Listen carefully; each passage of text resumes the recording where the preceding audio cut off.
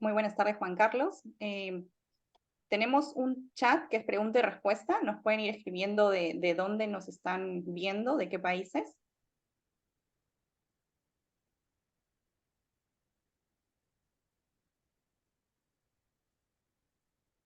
Sí, Juan Carlos, todos nuestros webinars son grabados, se encuentran en nuestro canal de YouTube y también los subimos a nuestras redes sociales.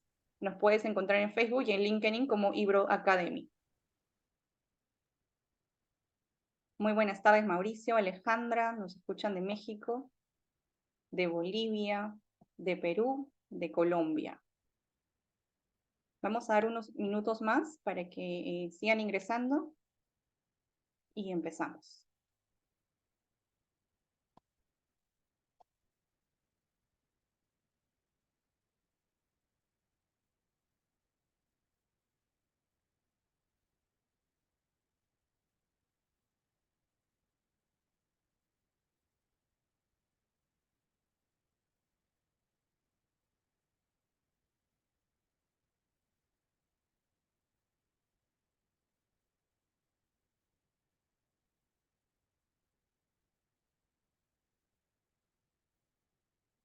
Muy buenas tardes, Mariana, también nos ven desde Chile.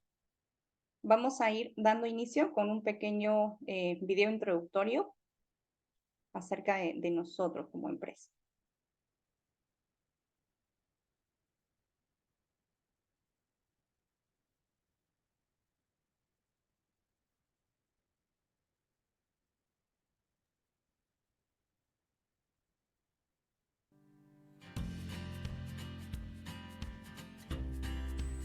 Este webinar forma parte de nuestro programa Ibro Mentoring, un espacio creado para todos ustedes. Como empresa, formamos parte del grupo INU, donde se encuentra Ibro Food Safety, quien es encargada de los servicios de asesorías y auditorías en sistemas de gestión de calidad. Centro de Entrenamiento Ibro Academy, encargada de las capacitaciones y formación profesional en las normas de calidad como BRCGS, FISMA, IFS, FCC 22000, entre otras. InnoClean, miembro de la EHDG del Grupo Europeo de Ingeniería de Diseño Higiénico, siendo especialista en el rubro de saneamiento, limpieza y gestión de plagas. Actualmente nos encontramos en Chile, Perú y Ecuador, pero llegamos a toda Latinoamérica gracias a los medios digitales.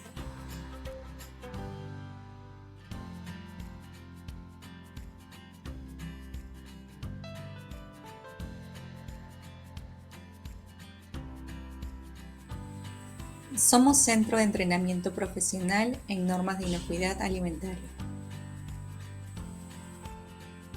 Contamos con entrenadores aprobados para dictar cursos oficiales en normas como BRCGS Food, Packaging, IFS, capacitaciones de la ley FISMA, entre otros. Además, resaltar que contamos con la certificación 2728 de la norma chilena. Esta norma fija los requisitos que deben poseer los OTEC, es decir, organismos técnicos de capacitación, para implementar un sistema de gestión de la calidad destinado a satisfacer las necesidades de sus clientes. Esto garantiza que brindamos servicios de capacitación y entrenamiento con los más altos estándares. Además, nos permite trabajar con Sense para Chile. Las modalidades de capacitaciones que tenemos disponibles son presenciales, las cuales se realizan en la organización. Son cursos a tu medida, donde el material es personalizado de acuerdo a las necesidades de la empresa. Se realizan talleres, ejercicios, juegos con los participantes y se mantiene la confidencialidad del equipo. Cursos virtuales. El participante puede capacitarse desde la comodidad de su casa u oficina. Los cursos virtuales se realizan para grupos abiertos o empresas como grupos cerrados. Con entrenadores expertos de la TAM, se realizan dinámicas, talleres, juegos y ejercicios prácticos para mantener dinámica la sesión. Los cursos asincrónicos o pregrabados. para mejorar tu perfil profesional. Los cursos asincrónicos permiten capacitarte a tu propio ritmo. Están disponibles las 24 horas del día, los 7 días de la semana. Los participantes contarán con 30 días para culminar la capacitación, realizar talleres y ejercicios. Contamos con más de 28 cursos en esta modalidad, como desarrollo del sistema HACCP, cultura de inocuidad, trazabilidad y retiro de producto, taller de árbol de decisiones, entre otros. Si deseas conocer cuáles cursos tenemos disponibles, escanea el código QR.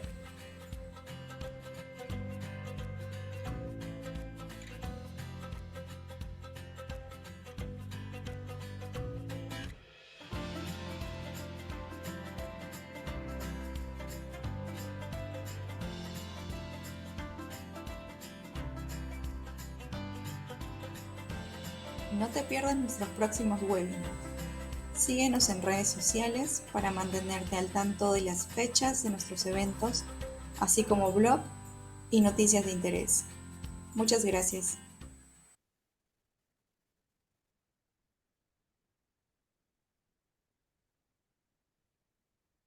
Muchas gracias a todos y bueno, darles la bienvenida a los que están recién sumando.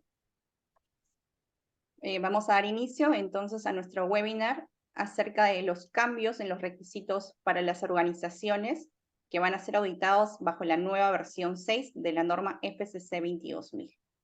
El día de hoy nos va a acompañar como moderador Alberto Ibáñez. Él es nuestro gerente técnico de Chile y bueno, entrenador de Ibro también. Muy buenas tardes, Alberto. Te doy la palabra. Muy bien, buenas tardes a todos. Gracias por estar aquí, a todos y todas. Veo que ahí se van incorporando.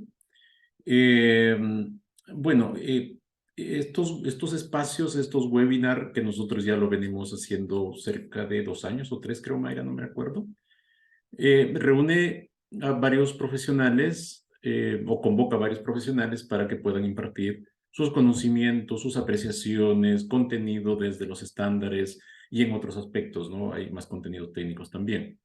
Y es para ustedes, ¿no? Es para un espacio para compartir información técnica, para compartir conocimiento. Recuerden que los temas de gestión alimentaria, especialmente el tema de inocuidad, no es de llaneros solitarios, eso siempre lo digo, esto es de compartir información. Y gracias por estar aquí a todos. Y gracias, Celia. Celia, ella es boliviana de corazón, una gran profesional. Ella hoy día nos va a ayudar a mirar, a revisar algunos temas importantes de FCC 22000. Ella trabaja como consultora, entrenadora. Ella es una de las entrenadoras que este año empezó a trabajar con Ibro Academy. Lo conocimos hace 2 años, creo que sería en pandemia. Y desde ahí hemos entablado una relación tanto laboral y también de amistad. Así que gracias, Celia, por este espacio. Celia, ella es licenciada en bioquímica y farmacia, con una maestría en gestión integrada de temas de calidad, inocuidad, seguridad, medio ambiente. Y ella vivía y está aspirando a ser doctora en ciencias de la educación, cosa que es muy bueno eso, el tener mayores conocimientos para poder también ser mejores en impartir los conocimientos, y eso es muy importante. Ella ha trabajado en varias organizaciones, consultoría especialmente, por ejemplo, en el programa de las Naciones Unidas. Después, si quieres, me corriges ahí un poquito. Me parece que trabajaste en un ámbito de un proyecto específico, ¿cierto? Ya después, si quieres, nos comentas ahí. Así que eso es parte de las experiencias que ella tiene como recorrido. Ya trabaja varios años apoyando a la cadena alimentaria también. Tiene muy buena apreciación las personas que se han capacitado con Celia, muy buenos comentarios, una muy buena entrenadora. Así que yo creo que hoy día lo que nos va a compartir va a quedar bien con nosotros, ¿no? Recuerden que FCC 22000 ya inicia su vigencia, digamos, y ahí Celia nos va a comentar un poquito más. Y es un estándar que tiene varios cambios. Y me adelanto, uno de los cambios, ahí Celia después seguro les va a comentar un poquito más, tiene que ver que ahora sí tenemos que mirar temas de calidad en FCC 22000. Aspecto que hasta la versión 5.1, pues no era tema, ¿no? Y ahí seguramente preparen sus preguntas para hacerlas a Celia. Yo voy a ir consolidando ahí las preguntas y ir apoyando a Celia también en esta parte de hoy día, en este webinar que toca. Así que, sin más preámbulos, Celia, bienvenida. Ahí nos dice si vas a compartir información. Bienvenida e inicia ya el escenario es tuyo, por favor. Bueno, muchas gracias, Alberto, por la invitación. Bueno, agradecer a Ibro la confianza que ha tenido en mi persona. Y bueno, comencemos porque el tema es largo, hay mucho que explorar en los nuevos cambios, entonces para ello vamos a compartir la presentación. ¿Me confirman, por favor, si la ven? Yo lo veo, Celia. Me imagino que los demás Súper. también. Súper, gracias Alberto. Bueno, bienvenidos a todos. Qué gusto saber que toda Latinoamérica le late ese corazón por el esquema FCC. Hoy lo que vamos a explorar son los nuevos cambios, sobre todo para aquellas empresas que ya están certificadas o quieren emprender, ¿no? El rumbo de certificación hacia este esquema. Bueno, les presento, este es el documento, es la carátula que hay, que está en la página de la Fundación FCC. Bueno, esta es la carátula que ahora la tenemos y la encontramos en esta página. Entonces, vamos a comenzar. Y ya saben, cualquier pregunta ahí vayan realizándola conforme vayamos avanzando para que si es muy importante lo resolvamos en ese momento o nos esperemos hasta el final para responderla. Bueno, ¿cuál es el objetivo de este webinar? En primer lugar, es conocer y comprender los cambios del esquema FCC en su versión 6.1. Ha habido muchos cambios, nos ha sorprendido la Fundación con los cambios que ha habido. Si antes teníamos pocos requisitos, ahora tenemos mucho y más adelante lo vamos a ver. Para entender y conocer bien qué es la FCC, vamos a hablar sobre aspectos generales sobre la FCC, ¿no? En primer lugar, la FCC es la Fundación Food Safety System Certification, que en su acrónimo, en sus siglas, es FSCC. Y es el propietario global, independiente y además sin fines de lucro de este programa. ¿Y esto con qué objetivo? Para brindar confianza y generar un impacto positivo en la industria de bienes y consumo. Esa es la Fundación FCC. La Fundación FCC además está involucrada en los sectores de la industria alimentaria, como por ejemplo las ventas al por menor, catering, transporte, almacenamiento, fabricación de alimentos, fabricación de envases y también fabricación de alimentos para la producción animal dentro de la FCC 22000, porque no nos olvidemos también que la FCC maneja otro esquema que va muy encarado de mano de lo que es la sustentabilidad, el compromiso social que tiene, ¿no? Con su norma 24000. Y aparte, actualmente hay alrededor de 33.714 organizaciones certificadas encontradas a nivel mundial. Es decir, este número es lo que nos dice en esta semana que están certificados con FCC 22000, ¿no? Y también hay indicarles que se equipara a las certificaciones que tiene, por ejemplo, BRCGS y IFS, que son las normas más populares que son reconocidas por la GFSI. Entonces ahí hemos conocido un poquito sobre la FCC. Ahora sí vamos a entrar a lo que son las principales razones para el cambio. En sí han habido 3 razones principales para que cambiemos de una versión 5.1 a una versión 6, ¿no? La primera razón que ha habido para realizar el cambio ha sido que se están incorporando los requisitos de la ISO 22003, parte 1 de la gestión 2022. Esta norma específicamente es una norma que va y la utilizan los organismos de certificación. Entonces, al incorporar estos requisitos, en la parte que corresponde a los organismos de certificación había que cambiarlas. Esto específicamente no le va a impactar a las organizaciones auditadas, sino a quién le impacta a los organismos de certificación. ¿Qué es lo que se va a ajustar con respecto a esta incorporación? Primero, va a haber un ajuste en el aumento del tiempo de auditoría. Como se han ampliado ya los requisitos, entonces van a comenzar también a ampliarse los tiempos, van a ajustarse los tiempos.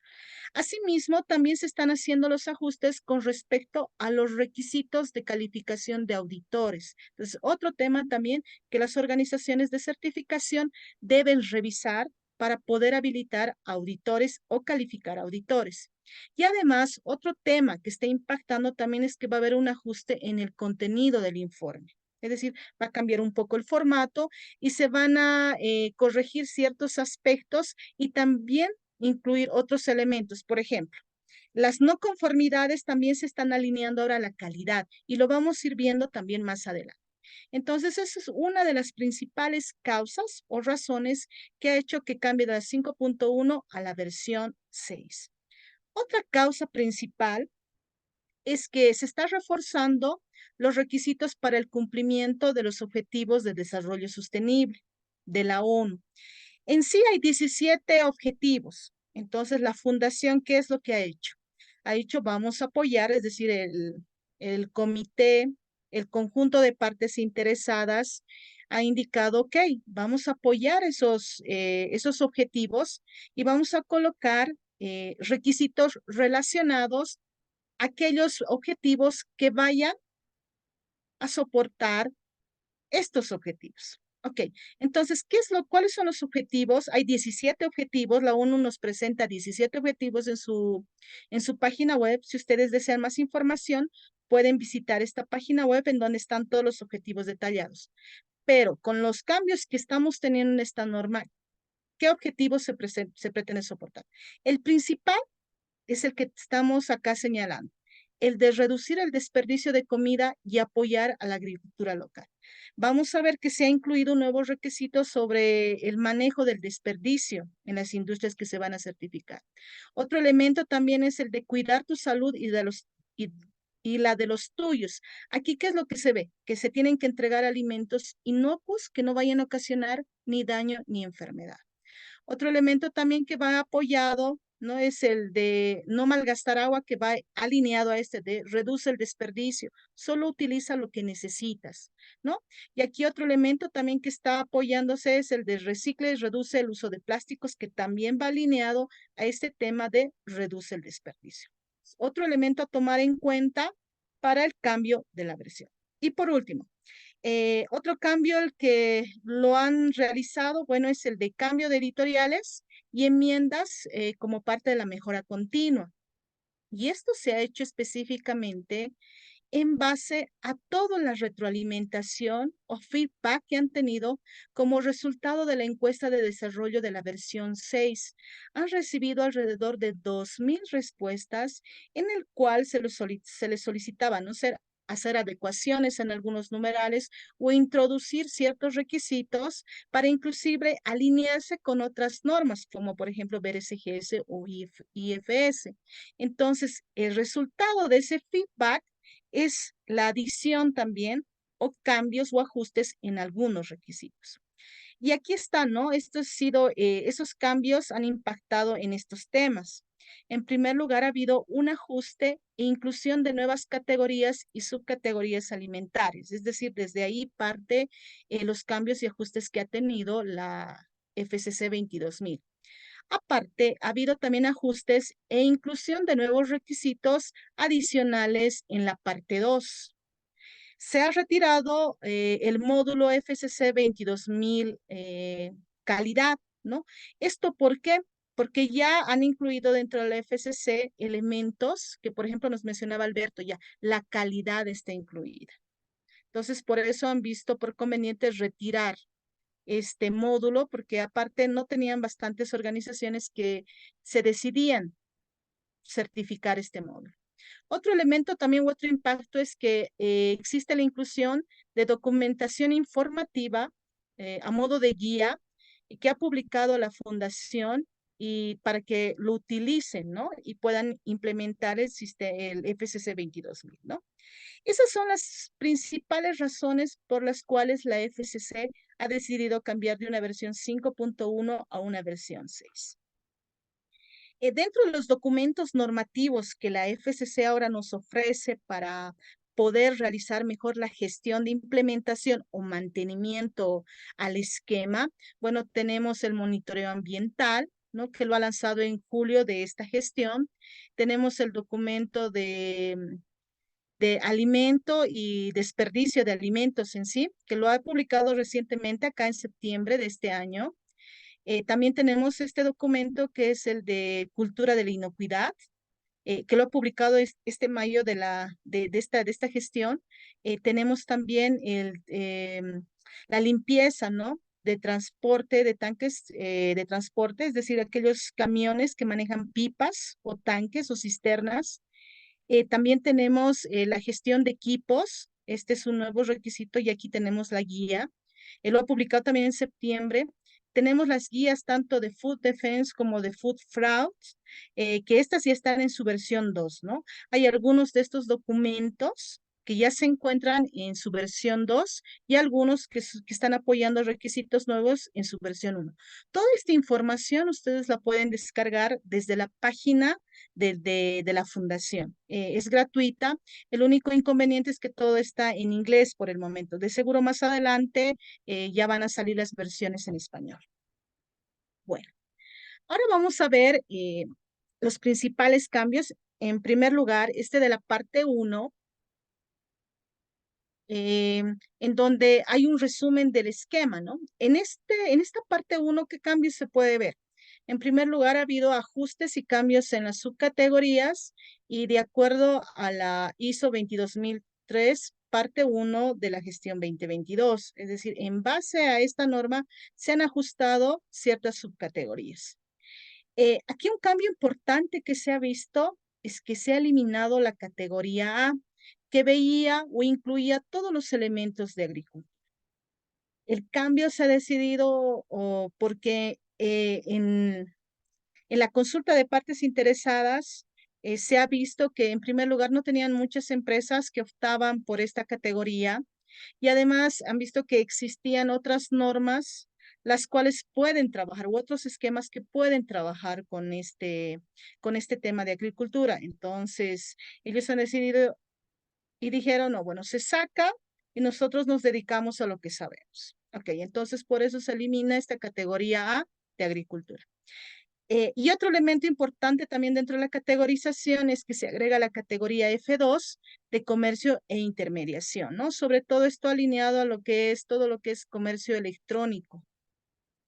Y bueno, y por último acá en esta parte se nos dice que se elimina todo lo que es FSC 22000 Quality, ¿no? Entonces son los ajustes más importantes. Y acá ustedes pueden ver toda la nueva estructura de categorías y subcategorías que se ha realizado. Entonces acá ustedes observan que ya no tenemos la categoría A. Directamente partimos de una categoría B3 y esta categoría B3 corresponde a preproceso y manejo de productos vegetales. ¿Ya?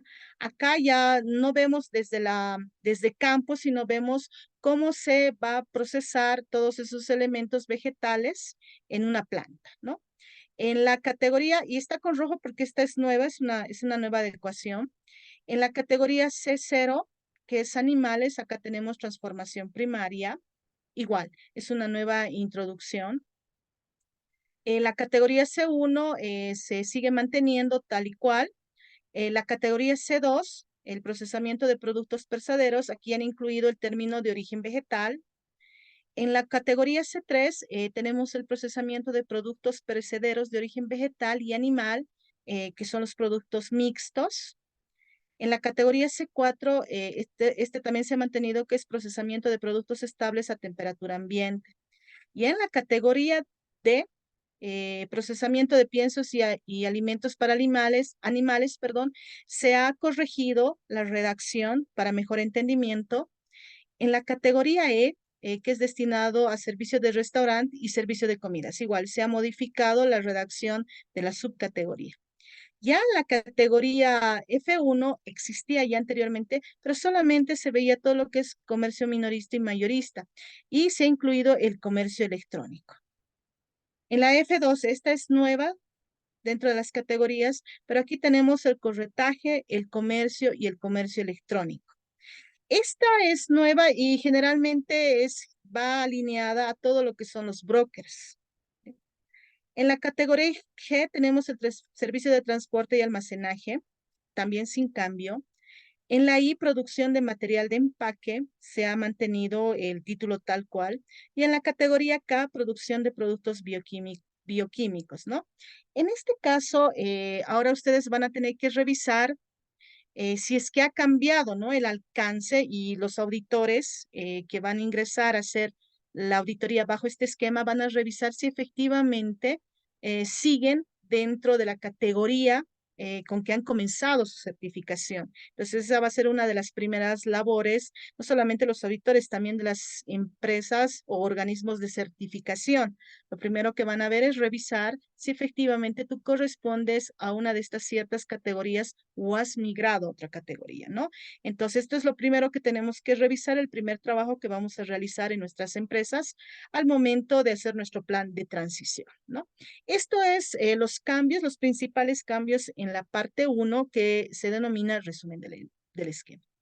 Y ahora sí, antes de entrar a los principales cambios de la parte 2, que es los requisitos para las organizaciones sujetas a auditoría, vamos a revisar de qué elementos se compone el esquema FSC.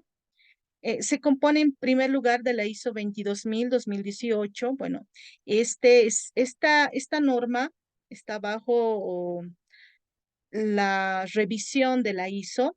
Actualmente, hace unos meses, ha salido ya no la actualización, sino la han ratificado. En la página misma de la ISO dice, la norma ISO ha sido revisada, porque no se olviden que las normas ISO se revisan cada 5 años. Si ameritan algún cambio, las realizan. Si no, las ratifican en la misma página. Entonces, esta norma ha sido ratificada y nos va a aguantar otros 5 años más, nos va a acompañar unos 5 años más y posteriormente veremos si es que va a cambiar, ¿no? Luego tenemos los prerequisitos o las ISO-TS específicas para cada sector. Bueno, acá sí, quizás para el año ya veamos algunos cambios para algunos sectores porque efectivamente se están revisando algunas ISO-TS. Entonces acá tenemos que estar al pendiente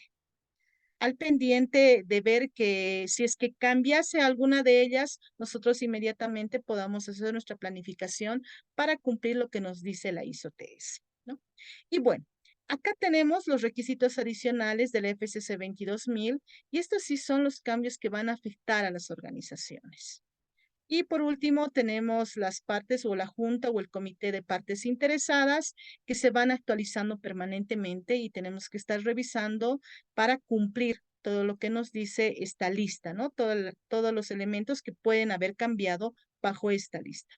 Entonces, una vez dicho esto, vamos a pasar a revisar ahora los cambios que afectan a las organizaciones que están certificadas o que van a certificarse.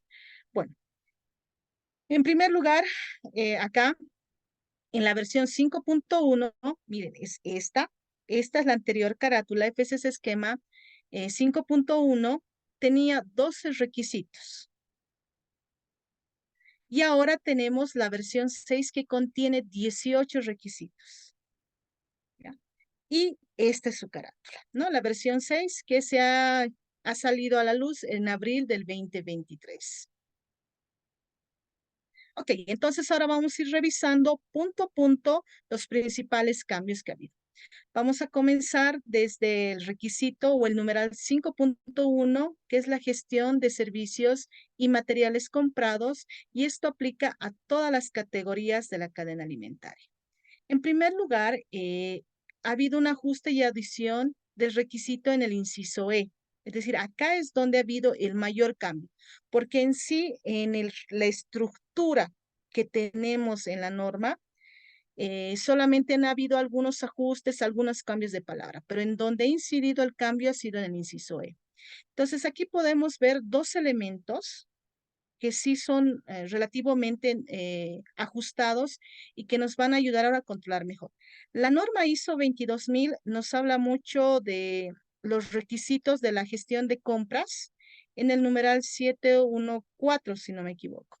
Y también tenemos en las ISO TS un prerequisito que nos habla de la gestión de todo lo que es la compra de bienes o servicios. Pero acá también nos dan ciertos lineamientos. Por ejemplo, nos dice que ahora se deben tener especificaciones en donde se deben establecer y mantener un proceso de revisión de especificaciones de los productos terminados, como lo era en la versión 5.1. Pero aparte también acá ya nos pide que también tengamos especificaciones de las materias primas. Es decir, acá tenemos que tener especificaciones de materias primas, de productos terminados y también algo muy importante, acá tenemos que tener algunas veces si aplica y justifica lo que son especificaciones de productos semiacabados, ¿ya? Y eso es lo que nos pide la norma ahora sí. En este requisito nos pide aparte, ya tenías tú tus especificaciones de materia prima, porque tienes que hacer el HACCP, ahora también vas a tener especificaciones de producto terminado y también de productos semiterminados o semiacabados. Eso es lo que nos está pidiendo la norma. Y además nos dice que para la categoría I, que pertenece a embalaje, se debe establecer y también determinar criterios de cumplimiento, ya sea de requisitos legales y también del cliente, para la utilización de embalajes reciclados como insumo de materia prima en la producción de embalajes acabados. Es decir, acá ya nos está diciendo, si tú vas a reciclar embalajes, lo primero que tienes que asegurarte es primero establecer criterios que vayan a cumplir tanto requisitos legales y también del cliente. Y eso te lo van a preguntar ahora. ¿Utilizas embalaje reciclado? Sí. Entonces ahí te van a pedir que demuestres tú los criterios de cumplimiento en base a los requisitos legales y también del cliente. Esos son los principales cambios que ha habido en este numeral que es el 251. Sí, no ha sido mucho, no ha cambiado ahí mucho, salvo estos dos elementos. Para el 252, que es el etiquetado de productos y materiales impresos, y esto acá lo han corregido en el documento, esto ya va a aplicar a todas las categorías de alimentos. Esto antes no existía.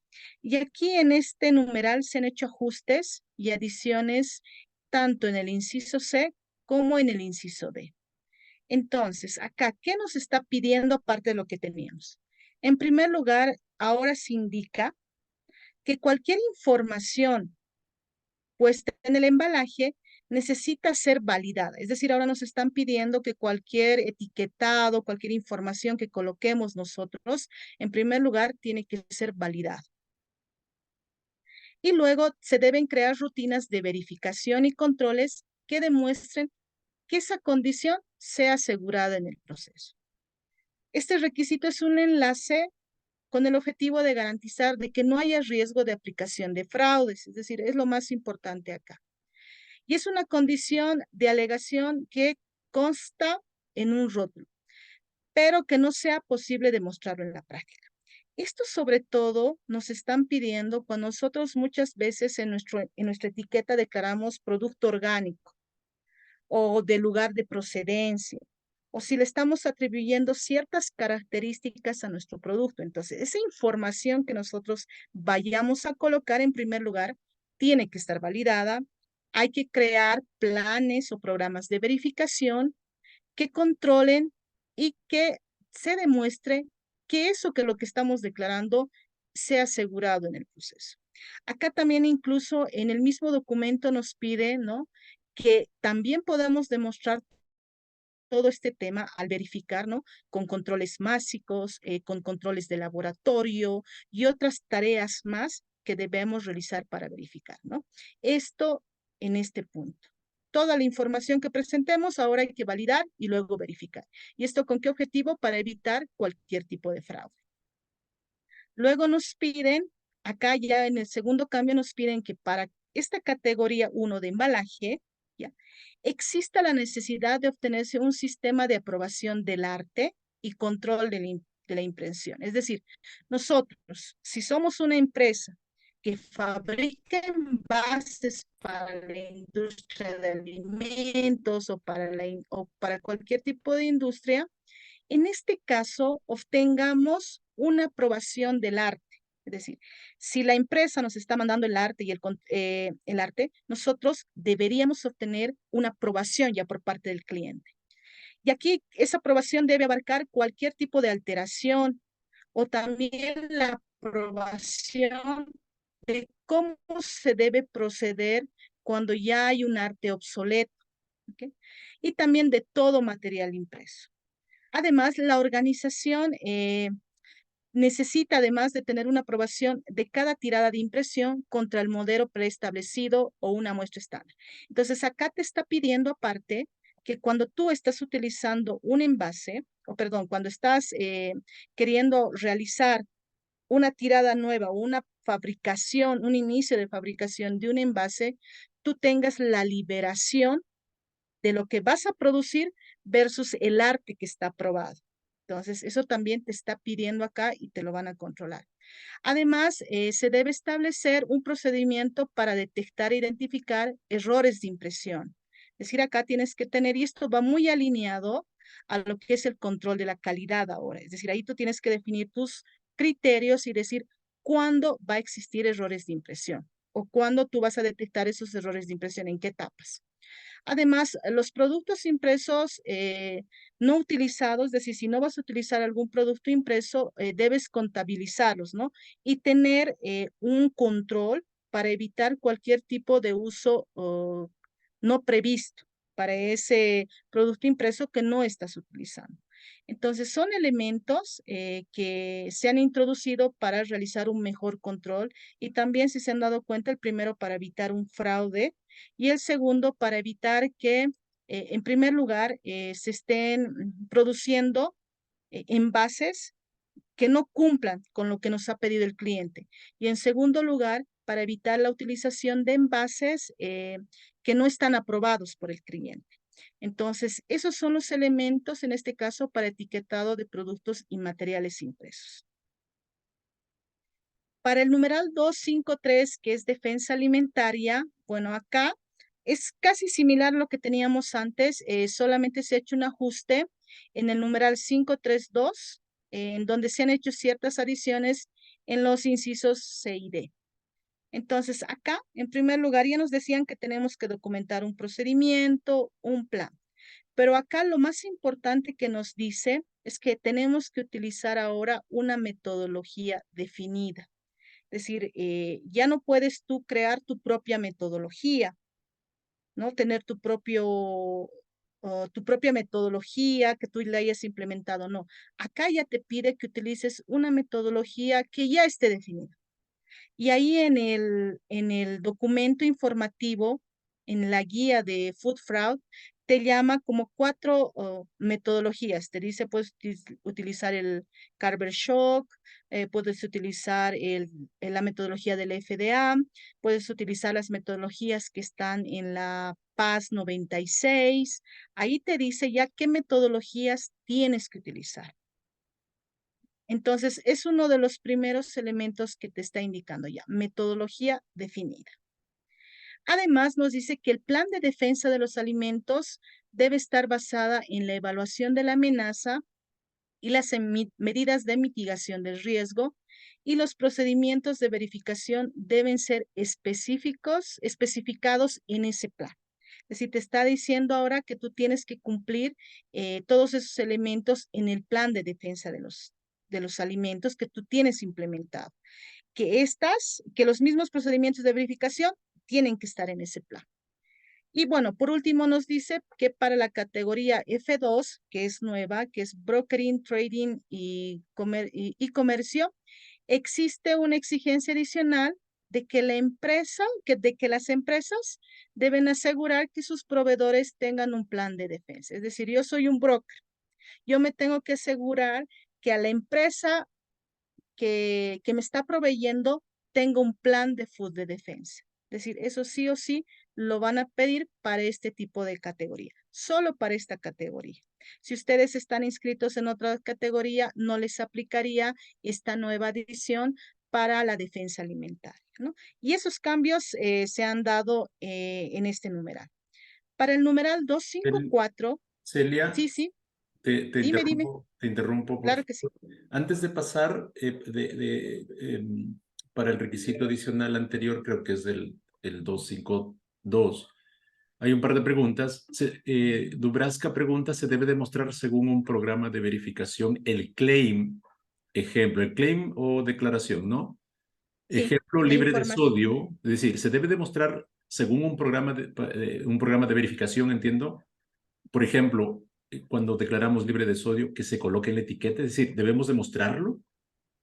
Sí, sí, sí, Alberto, te comento y bueno, también le agradezco a Dubraska la consulta. Efectivamente, este ajuste que se ha visto es por eso, para evitar el fraude. Entonces, si nosotros estamos declarando en nuestro envase que nuestro producto es libre de sodio, en primer lugar, tenemos que validar.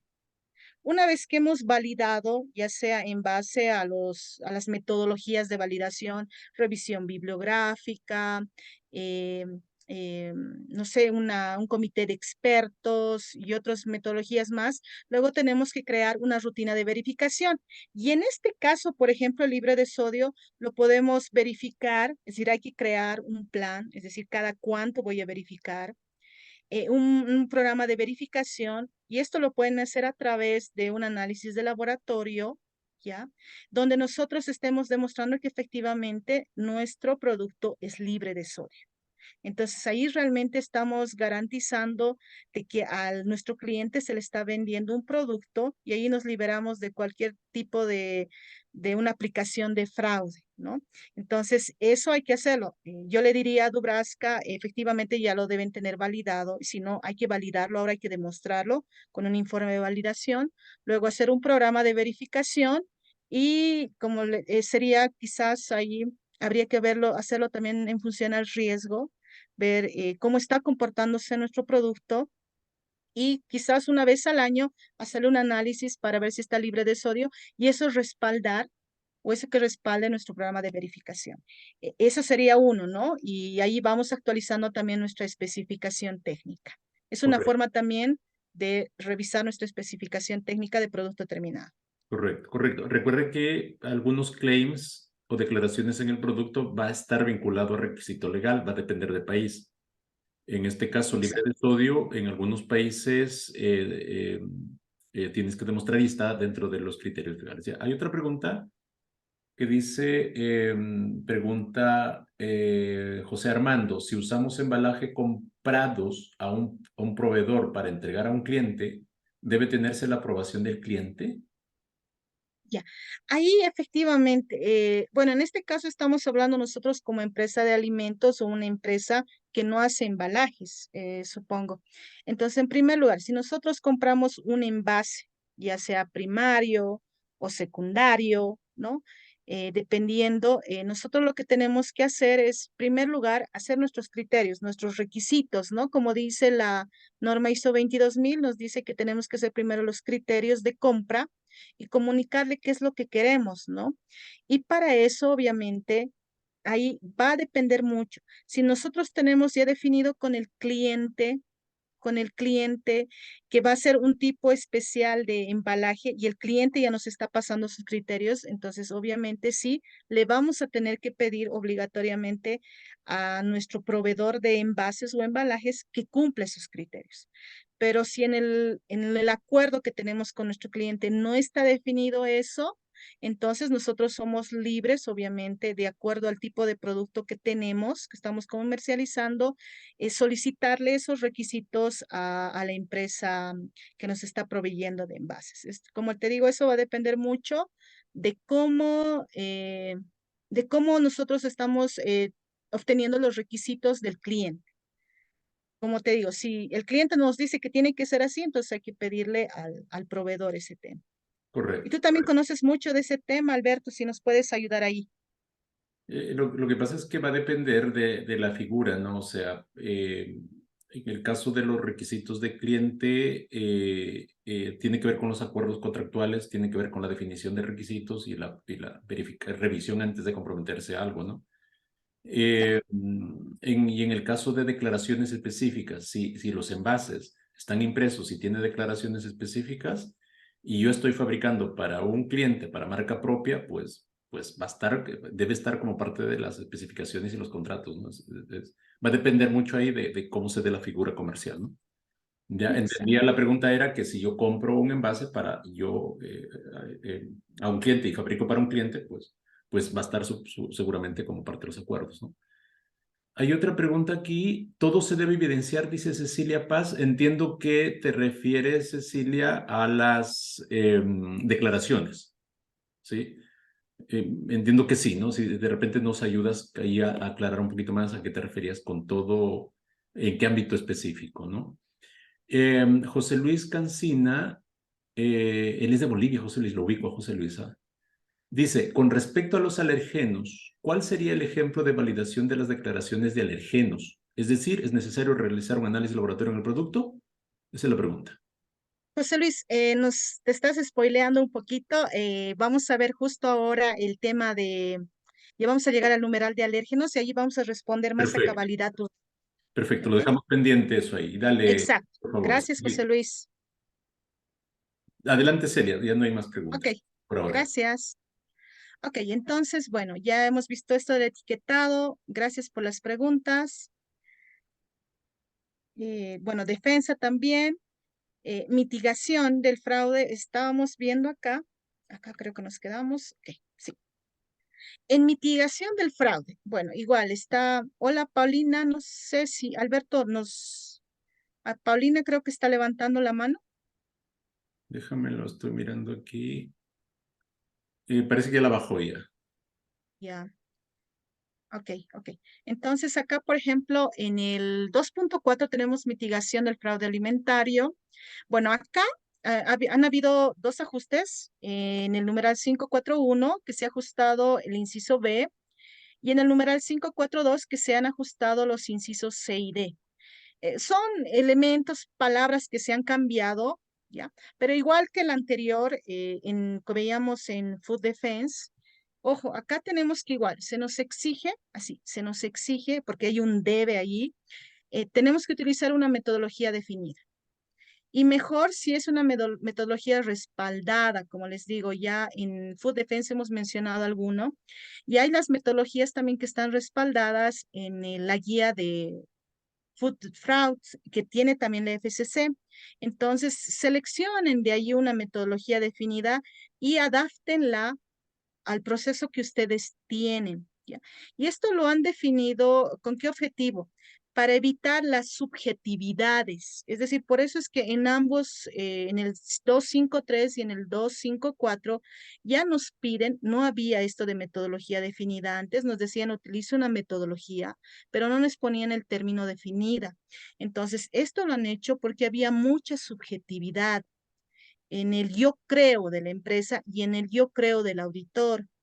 Entonces es por eso que se ha colocado una metodología definida y además es por eso que la FCC también han actualizado sus dos guías, tanto para Food Defense y Food Fraud. Entonces vayan guiándose en estas guías, van a obtener otros elementos que les va a poder respaldar su plan que cada empresa tiene, ¿no? Además, aparte de la metodología, nos dice que tenemos que documentar las medidas de mitigación, perdón, con referencia a la evaluación de la vulnerabilidad, ¿no? Ahí también nos pide esto de las medidas de control que tienen que estar dentro del plan. Además, como la categoría F2 es nueva, nos andan señalando en cada numeral qué se tiene que hacer con esta categoría. Y para este caso nos dice en la categoría F2 se ha incluido un requisito adicional, esto para garantizar que sus proveedores tengan un plan de mitigación de fraude alimentario en vigor. Es decir, en esta categoría hemos visto que manejan mucho los brokers o el comercio electrónico. Entonces, si yo soy un broker, si yo manejo un comercio electrónico, yo me tengo que asegurar de que mi proveedor tenga un plan de mitigación de fraude alimentario, ¿no? Y eso en las auditorías se les va a pedir a ese tipo de categoría, ¿no?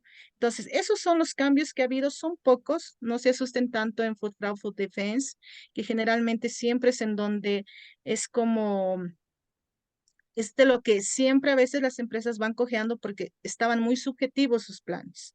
Entonces, ahora acá nos dice definir. Tienen 2 guías, aprovechen esas guías. Para Celia, el 2, sí, dime. Celia, y aprovechando eso, sí o sí se debe realizar la evaluación de Food Defense. Por ejemplo, es una pregunta aquí que lo hace un asistente anónimo. Se debe realizar la evaluación para definir el plan de defensa en base a la guía de FCC. No, como dice, es una guía. Es una guía que te va alineando sobre ciertos elementos. Por ejemplo, en la guía de Food Defense, incluso te dan como 4 metodologías. Te he nombrado 3, Carver Shock, la Paz 96, te dice la de la FDA, y hay una más que te ponen en la guía para Food Defense. Entonces, no es obligatorio que tú utilices la metodología que está ahí o los elementos que está ahí, pero sí que de estas metodologías que se te ha mencionado, que utilices una de ellas, que te respaldes en una de ellas. Eso te dice la normativa. Y Sí, esto con el objetivo de qué, de que no sea subjetivo.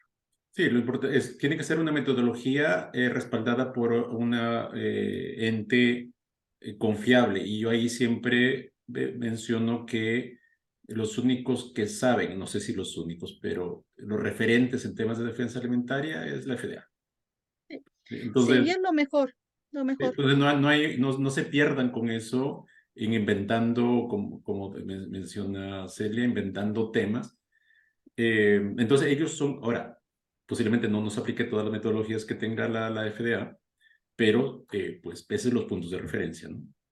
Déjame Sí. preguntar otra, con respecto a Food Defense, si el proveedor no cuenta con ello, ¿tú podrías brindársela? Pues sí, ¿no? O sea, yo creo que sí, ¿no? O sea, si es que tu proveedor no cuenta con una metodología, no cuenta con un plan de defensa, lo puedes ayudar, sí, o sea, todo es posible hacerlo, ¿no? José Luis de nuevo pregunta, dice, con respecto a fraude alimentario o el plan de mitigación contra el fraude, ¿se puede utilizar otras metodologías que no son las guías? Correcto, es lo que mencionaba Sí.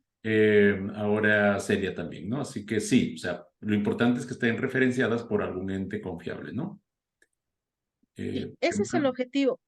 Alberto, ahí apoya también esa situación, es decir, no nos vamos a perder tiempo y nos vamos a desgastar. Quizás vamos a aprender en el camino, pero nos vamos a desgastar inventando lo que ya está hecho y lo que ya tiene bastante evidencia y fundamento, no solamente teórico, sino también científico. Entonces, ahí ustedes pueden utilizar cualquier metodología, no necesariamente incluso las que recomiendan las guías de la FCC, pero sí que éstas tengan una base científica, tengan ese sustento y no nos dejen por mal y nos obliguen a ir por subjetividades cuando estamos iniciando una nueva metodología. Entonces, ahí totalmente de acuerdo contigo. Y José Luis, puedes utilizar cualquier metodología. La idea es de que esté respaldada y tengas una base para tu poder demostrar que lo que estás colocando realmente te va a ayudar a prevenir tanto el fraude como cualquier tipo de elemento que vaya en contra de la defensa alimentaria, ¿no? Entonces ahí sería eso. Ok, y otra pregunta de Food Defense, y ahí pasamos a otra. Para usar el plan Builder de la FDA, metodología para defensa, se tiene la versión 1 a la versión 2, se puede utilizar cualquiera de las dos. En la No, guía, si no me equivoco, no menciona nada de versiones, ¿no? O sea, en teoría, si no hay, digamos, no hay una actualización metodológica entre 1 y 2, y pues yo diría que sí, no sé qué tú dices, Celia. no, ahí sí, es decir, en las normas, bueno, en este caso en la guía no te menciona qué versión puedes utilizar, pero siempre lo más recomendado es que utilices la última versión, ¿no? Porque se supone que la última versión le han hecho adecuaciones, le han hecho ajustes en base a cierta experiencia y en base a la opinión de expertos. Entonces, recomendable siempre utilizar la versión 2. Correcto. Beatriz dice, entonces para Food Defense se puede utilizar el método CAT, que no está en la guía. Pues sí, o sea, yo creo que sí, o sea, sí. Ahora, ahí no se me permite, Celia, pero tengan cuidado Dale.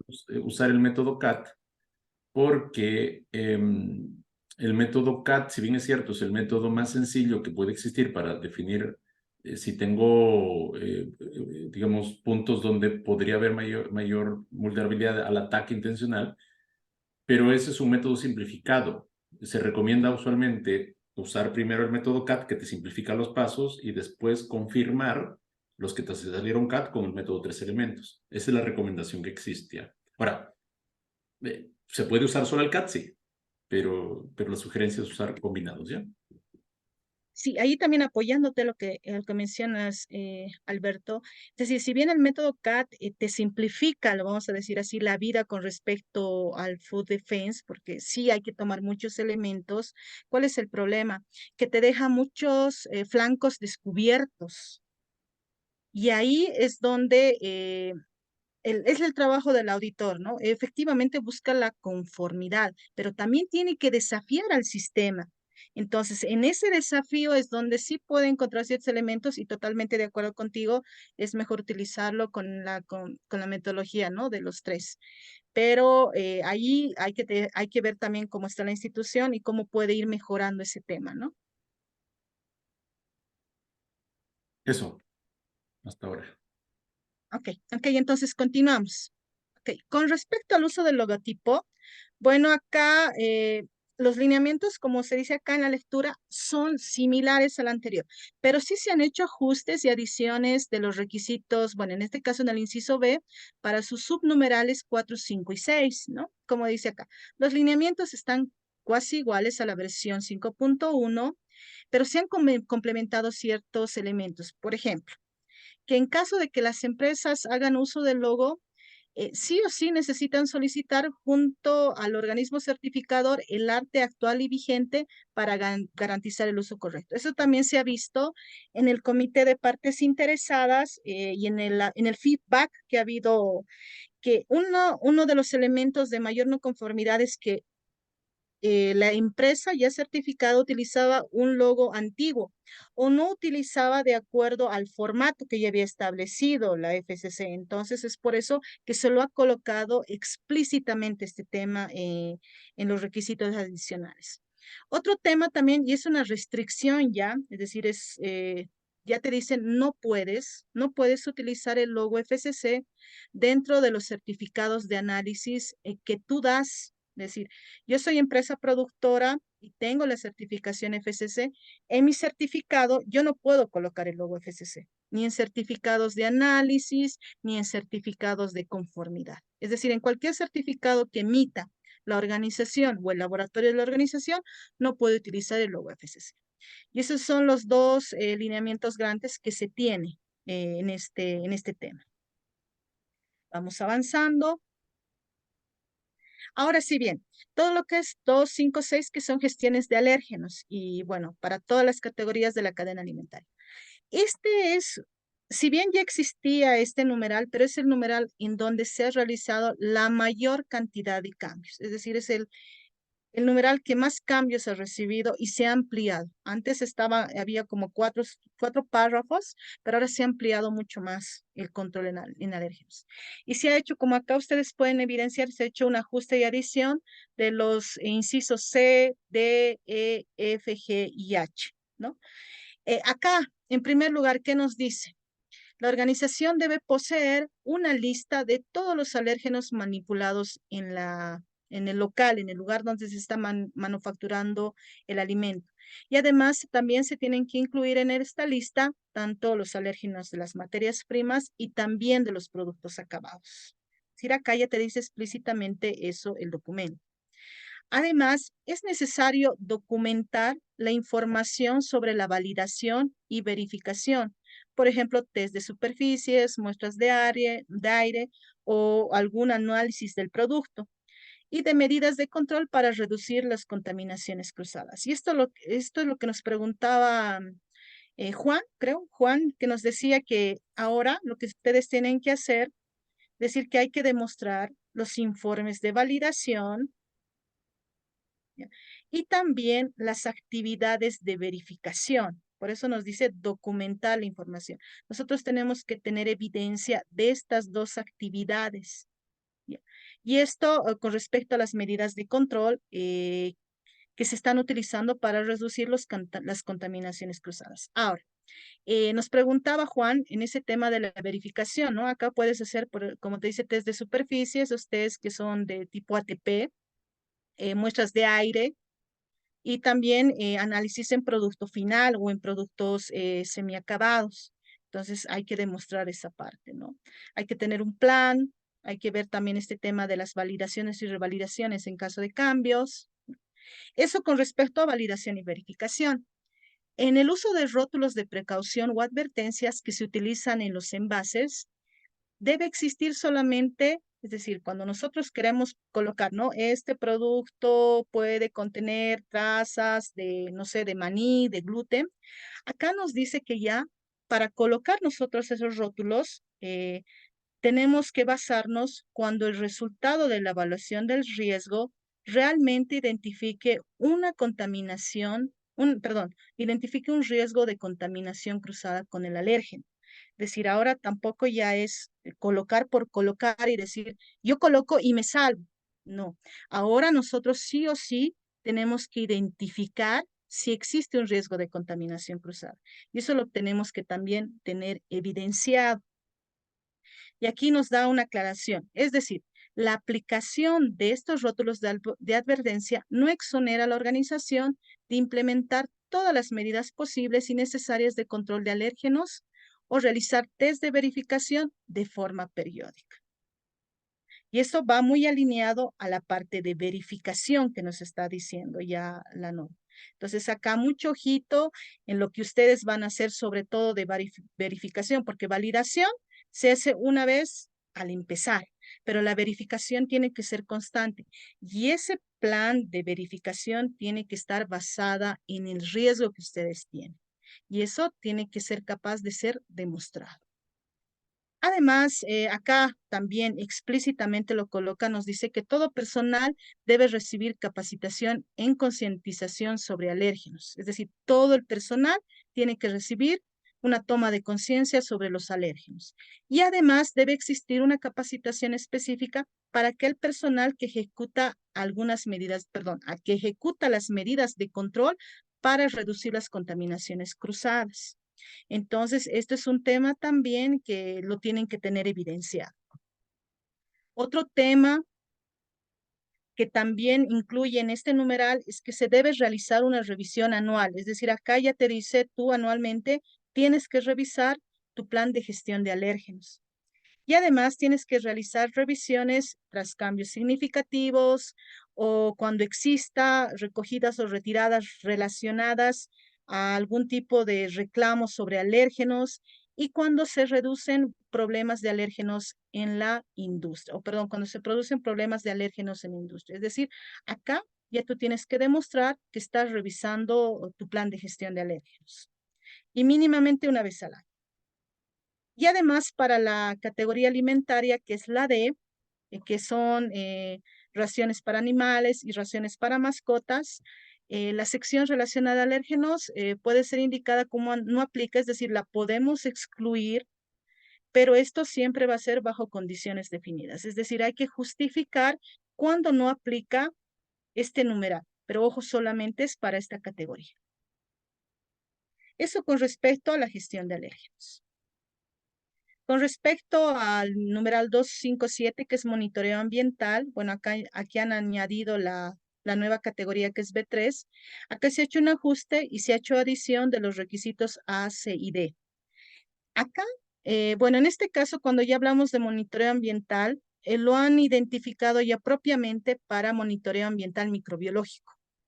Antes, inclusive, esto se podía aplicar porque no había otro elemento, también podríamos aplicarlo a monitoreo ambiental de contacto cruzado, para alérgenos sobre todo, pero ahora se ha arribado netamente para lo que es microbiología. Y eso nos aclara en el documento y nos dice, se debe realizar un monitoreo ambiental basado en el riesgo, tomando en cuenta microorganismos relevantes, pudiendo ser ellos patógenos, deteriorantes o indicadores. Y además nos dice, tiene que abarcar la gama dentro de la muestra, es decir, dentro del alimento que nosotros estamos produciendo. Es decir, si estamos produciendo leche en nuestra empresa, entonces tenemos que abarcar esos microorganismos de la leche también para ver cómo se está distribuyendo. Eso es lo que nos dice la norma. Y también es un ítem aplicable tanto para las categorías B3, C, I y la K.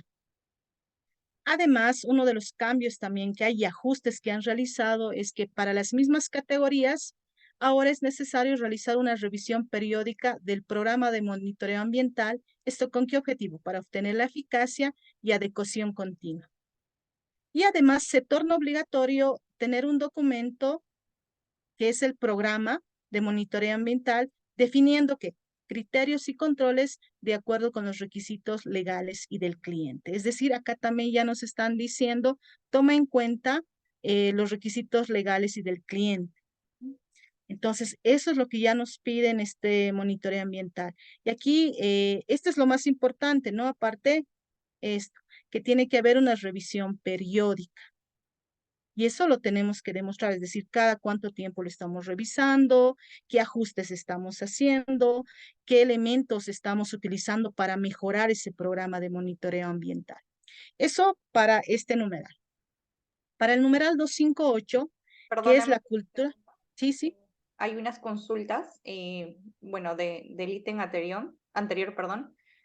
La Huaynoca nos consulta, ¿existen límites para declarar que el producto es libre de alérgenos? El documento de la FAO Códex sobre umbrales permitidos, recomendaciones que hayan sido reconocidas.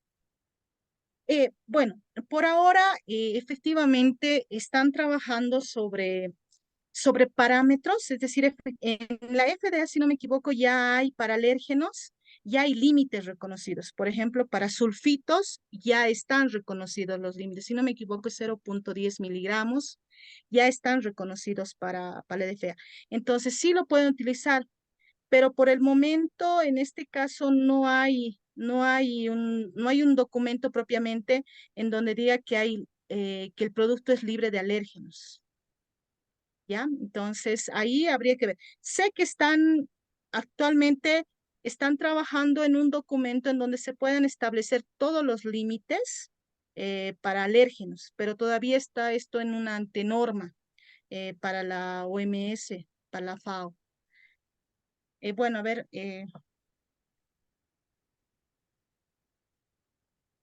Sí, luego Celia tenemos otra consulta acerca del monitoreo ambiental. Nos escribe Francisco Seudiel. Dice, ¿puede también usarse en niveles aceptables de peligro un análisis de tendencias para el caso de envases, ya que no hay límites permisibles? sí, ahí, gracias Francisco por la consulta. Bueno, en este caso para monitoreo ambiental, efectivamente no hay límites, ¿no? No hay límites permitidos todavía dentro de la bibliografía. Entonces, lo que tú puedes hacer es, en base, como tú lo pones ahí, en base a las tendencias que tú has obtenido, puede ser 1 año, 2 años, 3 años, tú puedes realizar las tendencias y colocar los límites mínimos o inferiores o superiores en base a esas tendencias. Pero ahí lo tienes que hacer con justificación, es decir, tienes que presentar un informe en donde digas con objetivo, desarrollo, y en conclusiones colocar, este límite se está estableciendo y se va a utilizar durante tanto tiempo hasta que salga una nueva data en donde se puedan alterar estos límites. Entonces, sí lo puedes utilizar con la data que tú tienes. Recomendable, siempre utilicen más de 3 registros, es decir, para tu data, trata de obtener más de 3 datos. Y algunas veces, inclusive, algunas personas en industria farmacéutica, sobre todo, se utiliza mucho más de 10 datos. Entonces, ahí sí puedes hacer una tendencia. Si tienes menos a 10 datos, ahí no te arriesgues, porque sí puedes ahí tener algún tipo de inconveniente o alguna observación. Edith nos consulta si puedes dar un ejemplo de requisito legal en este punto ambiental, pero ahí entendería que depende mucho del país, porque el requisito legal justamente va de acuerdo al país donde se encuentran. Sí, ahí quizás hacer una añadidura, Edith. Por ejemplo, en Perú he visto que efectivamente tienen para monitoreo ambiental, para ciertas superficies, ya existe algunos valores. Habría que revisar habría que revisar la documentación, pero sí hay algunos. Ahora también en monitoreo ambiental, ustedes pueden basarse mucho, vayan a las normas de industria farmacéutica. En industria farmacéutica obviamente es muy reducido, es decir, es muy estricta la normativa de industria farmacéutica, pero quizá les pueda ayudar para comenzar. ¿No? Pueden agarrar algún dato que les pueda servir y les pueda ayudar para comenzar. Hay mayor información en industria farmacéutica porque ellos tienen que validar y verificar mucho esto sobre todo en salas limpias. Entonces ahí pueden conseguir algo de información en su país. Correcto, gracias Celia. Luego, bueno, Edith nos pregunta por temas de alérgenos. Si en la planta no se identifica alérgenos, no se tendría que hacer lo indicado. Me parece que es asociado a una consulta anterior. Sí, aquí, hola Edith. Bueno, en este caso sí efectivamente hay plantas que por su proceso no tienen ningún alérgeno, pero acá lo que tú tienes que hacer es un programa de manejo de alérgenos, pero acá tienes que cuestionarte el contacto cruzado. Es decir, puede existir alérgenos porque efectivamente un trabajador se fue al comedor, se fue al casino y no tuvo las consideraciones necesarias con la protección de su ropa de trabajo o no se ha lavado las manos. Y ese trabajador puede ingresar un alérgeno que tú no lo tenías contenido. Entonces ahí efectivamente tú no tienes en tu proceso, pero por contacto cruzado sí lo puedes tener. Entonces, sí o sí, tú tienes que hacer tu programa de alérgenos e indicar, ya no en este caso que es propio del producto o es propio del proceso o es propio de la materia prima, sino que eso se puede dar por contacto cruzado en caso de que el trabajador realice ciertas actividades. Ahí ese sería el tema, es decir, no lo puedes dejar de lado, sino por contacto cruzado tú puedes tener ese riesgo presente en tu plan. Muchas gracias, Celia. Nos consulta para poder continuar. Beatriz Gutiérrez, FCC requiere que tengamos límites en monitoreo ambiental. Este límite se debe definir por cada punto o por zona. Eh, Ahí, Beatriz, sí efectivamente te pide que tengas límites. Y los límites lo tienes que identificar no por punto, sino por la zona, porque en una zona, dependiendo, hay zonas 1, 2, 3 y 4. Dependiendo de la zona en la que se encuentra, es decir, tú puedes ahí identificar, dependiendo, ¿no? Si es en la zona 1, quizás va a ser más estricto tu límite de control. Entonces, sí o sí ahí tienes que definir los límites por cada zona, no así por cada punto, porque puedes tener punto de superficie en la zona 1, punto de superficie en la zona 2, punto de superficie en la zona 3, pero van a cambiar los niveles de zona a zona. Quizás en la zona 1 tu límite de superficie va a ser más estricto, en la zona 2 vas a ampliar un poco más y en la zona 3 puedes ampliar más o puede serlo también al revés. Pero la cuestión acá es definir límites por las zonas y por el tipo, superficies, aire y también por superficies vivas, ¿no? Entonces, efectivamente sí, pero ahí hazlo por zona, Beatriz. Muchas Ok, gracias. continuamos. Sí, gracias. Gracias a todos por las consultas. Bueno, con el numeral 258, que es cultura de calidad e inocuidad alimentaria. Todas las categorías están implicadas en este número y este es uno de los requisitos nuevos que se está introduciendo en el esquema, ¿no? En los requisitos adicionales. Entonces, acá la misma FCC declara, ¿no? Que antes ellos lo tenían entendido, el tema de la cultura de la seguridad de los alimentos, entendido que estaba incluido en la ISO 22000. Pero con todos los cambios que ha habido también en las otras normas como Cerber SGS, IFS, SQF, ellos han introducido ya dentro de los requisitos adicionales porque efectivamente estaban como implícitos estos temas. Entonces, esto se aplica para todas las categorías. Además, ahora la norma te exige desarrollar, es decir, antes como estaba contenido en la ISO 22000, no te decía desarrolle un plan, ¿no? Pero ahora te está pidiendo que tú desarrolles una cultura de calidad e inocuidad, es decir, no solamente inocuidad, sino de calidad, como parte del compromiso de la organización en cultivar una cultura positiva Y además, la alta dirección debe establecer, implementar y mantener los objetivos de seguridad de los alimentos y cultura de la calidad. ¿Ya? Entonces, acá le está diciendo ya a la alta dirección que él es el encargado de realizar esas actividades. Asimismo, hay aspectos por considerar en este requisito que son, por ejemplo, la comunicación, el entrenamiento, la retroalimentación y el compromiso de los colaboradores y la medición del desempeño. Es decir, acá ya te dice, es decir, tú tienes que considerar todos estos elementos. Y a estos elementos tú los tienes que medir, es decir, cómo mides la comunicación, la capacitación, la retroalimentación, es decir, acá, por ejemplo, un buzón de sugerencias, y el compromiso mediante evaluaciones del desempeño de los trabajadores. Te está pidiendo ya eso, que consideres esas situaciones. Además, se debe implementar, y aquí ya te dice, un plan documentado. Antes no tenías eso, ¿no? Además, se debe tener un plan documentado de seguridad de los alimentos y de cultura de calidad. En ese plan tienes que establecer objetivos. De los objetivos tienes que establecer metas, plazos que muestren esa mejora continua y la evaluación de la revisión de la gestión. Es decir, este plan ya de cultura, de inocuidad y calidad se lo tiene que revisar en la revisión por la dirección. Ese numeral está en el 9.3 de la norma ISO 22000. Entonces, ahí ya tiene que entrar como entrada. En este momento la ISO 22000 no contiene esta entrada, pero en requisitos adicionales te dice que este plan lo tienes que revisar en esa reunión de revisión por la dirección. Entonces, ahora ya tienen otra entrada más en su revisión por la dirección, en su comité o en su junta de revisión por la dirección. Entonces, hay que, quizás ya los que tienen un registro o un acta de revisión por la dirección, incluirlo como entrada a este tema.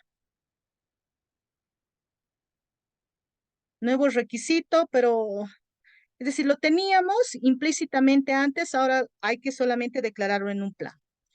En el requisito 259, este también es nuevo requisito, este es el control de la calidad y aplica a todas las categorías alimentarias.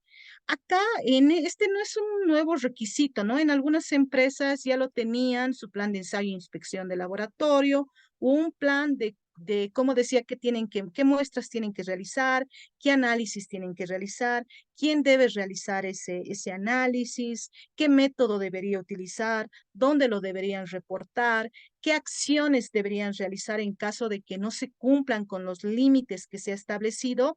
Eso ya algunos lo tenían. Entonces, si es que no lo tenían, ahora tienen que implementar un documento. ¿Ya? Y nos pide, ¿qué nos pide los requisitos adicionales? Nos dice, hay que desarrollar un procedimiento sistemático de control de calidad, incluyendo, dice, el establecimiento, implementación y mantenimiento de parámetros de calidad de acuerdo con las especificaciones del producto acabado y liberación del producto. En la norma ISO 22000 no nos hablaba mucho de la liberación, salvo cuando existe un producto potencialmente no conforme. Pero aquí aparte ya nos dice, cuando está conforme, tú cómo lo vas a liberar. Entonces, eso es lo que tenemos que implementar en ese procedimiento. Además, se debe realizar un análisis y revisión de los resultados de los parámetros de calidad y utilizarlos como entrada para la revisión de la gestión. Es decir, lo que tú tienes que hacer ahora es revisar todos los resultados de los análisis que has obtenido durante un año, ¿ya? O durante un tiempo determinado, y ese resultado de ese análisis, es decir, el informe que tú vas a obtener de esos análisis, es decir, he hecho análisis de proteínas, he hecho análisis de pH, de actividad de agua, no sé, un análisis microbiológico de RAM, ¿no? O de coliformes totales, yo tengo que hacer un análisis de cómo me ha ido en el año. Y eso también va a ser una entrada para la revisión por la dirección. Entonces, aquí hay otra entrada más que tiene que ser vista en este comité que se hace generalmente una vez al año en las organizaciones. Además, este procedimiento de control de calidad debe ser incluido en las auditorías internas. Es decir, que en la auditoría interna tiene que revisarse también este tema y este procedimiento. ¿Ya? Tiene que tomarse en cuenta. Y en este numeral, en este nuevo requisito nos dice aparte que los procedimientos de control de cantidad, es decir, de cantidad ya sea en peso, en volumen, tienen que estar de acuerdo con los requisitos legales de cada país y también con los del cliente, ¿no? Que están incluidos en este capítulo, es decir, en este numeral. Y por último, en este requisito nos piden que se debe establecer e implementar procedimientos de cómo se inicia, por ejemplo, cómo se arranca una producción y cuando exista cambios en la línea. En esto se debe incluir la implementación de controles. ¿Para qué? Para garantizar el rotulado, es decir, el etiquetado, si se está utilizando el envase y que cualquier envase de una producción anterior sea retirado de la línea. Es decir, tiene que también haber estos procedimientos. Entonces, si la norma te dice se debe implementar un procedimiento, te van a pedir un procedimiento. Celia, quiero para conectar aquí una pregunta que hay, dice, Edith pregunta si en este punto de revisión de las mediciones podrían ser los indicadores de calidad. Ahí, gracias Alberto, ahí cuando nos consultan eso, ¿no? En este punto de revisión de las mediciones podrían ser, sí serían los indicadores de calidad, siempre y cuando tus indicadores estén refiriéndose a todos los resultados de los análisis que son críticos, por ejemplo, para liberar un producto.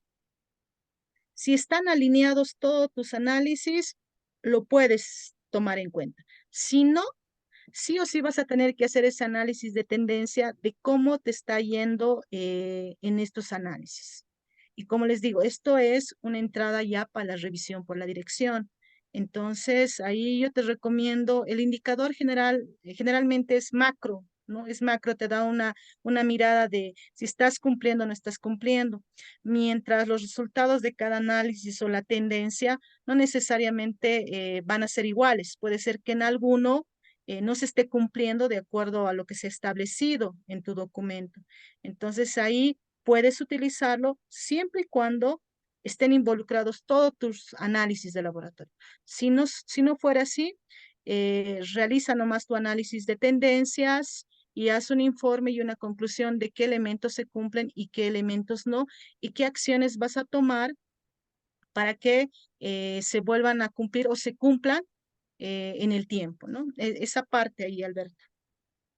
Ok, es que yo creo que no hay que confundir los indicadores que me van a ayudar a mirar gestión, que es una gran ayuda y de hecho debemos tenerlo, con la medición de parámetros que tiene que ver con el producto directamente. ¿Ya? Entonces son dos cosas que pueden relacionarlas, sí, pero son cosas distintas. ¿Ya? Entonces yo creo que este punto, el 259, tiene que ver con los parámetros de calidad, porque dice específico, de acuerdo a especificaciones del producto. ¿Ok? Exacto. ¿Alguna bibliografía recomendada para evaluar los riesgos de monitoreo ambiental? Ejemplo 3M, yo creo que todas esas, ¿no? 3M, hay una muy buena guía, posiblemente lo conozcan, y si no, ahí en la web uno lo puede buscar. La guía de monitoreo ambiental de FCC, pues claro, o sea, de cualquier guía que esté respaldada, recuerden que base científica es importante para todo esto, ¿no? Ahí tú, Alberto, que conoces un poquito más la norma IFS, ¿tiene alguna guía de monitoreo ambiental? Porque sí sé que tiene Food Fraud, Food Defense, que No hay también son una, interesantes. no hay una específica para eso. Sí. Pero estas dos guías me parecen muy interesantes, sobre todo la de 3M es muy didáctica, entonces sí la pueden utilizar. Y les digo, la guía de monitoreo ambiental de FCC ha dado un giro con su nueva actualización y también les puede servir.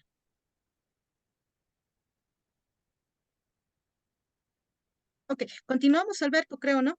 Sí, por favor, porque de repente... Sí, se nos está alargando. sí. Ok, entonces eso con respecto a control de la calidad. Ahora vamos a entrar al numeral 5.10, que es transporte, almacenamiento y depósito. Esto aplica a todas las categorías de la cadena alimentaria.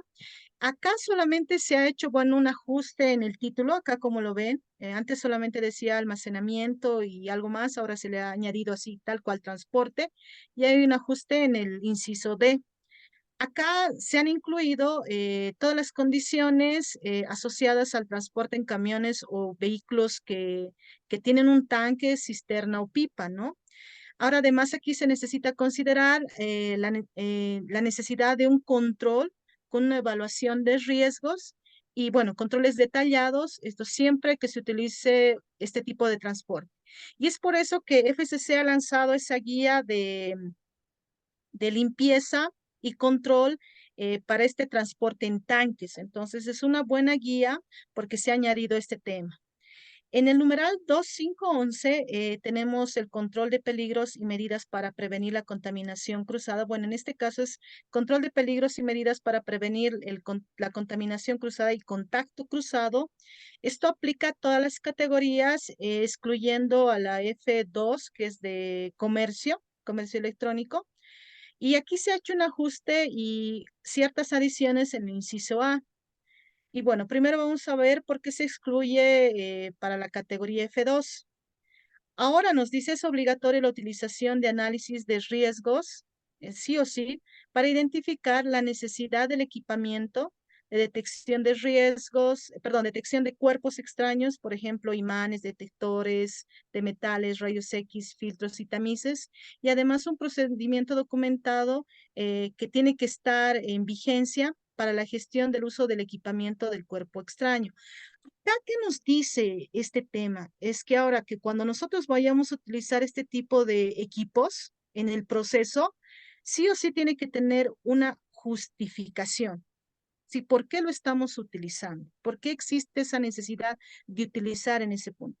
Y esa justificación va a partir siempre de un análisis de riesgos. Es decir, yo necesito utilizar este imán en esta etapa de mi proceso por esto, porque tengo un riesgo, ¿no? O necesito un detector de metales en esta etapa porque existe un riesgo y lo tengo que controlar. Entonces, eso es lo que nos dice ahora este tema de control de peligros y medidas para prevenir la contaminación cruzada. Además, se debe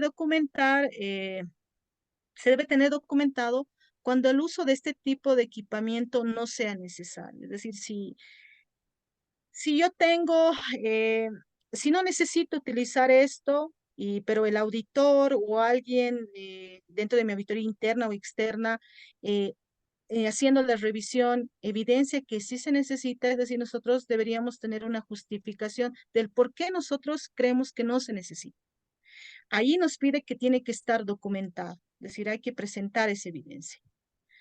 Además, existe también un requisito obligatorio para la gestión de materiales extraños y de todas las rupturas relacionadas a contaminación potencial.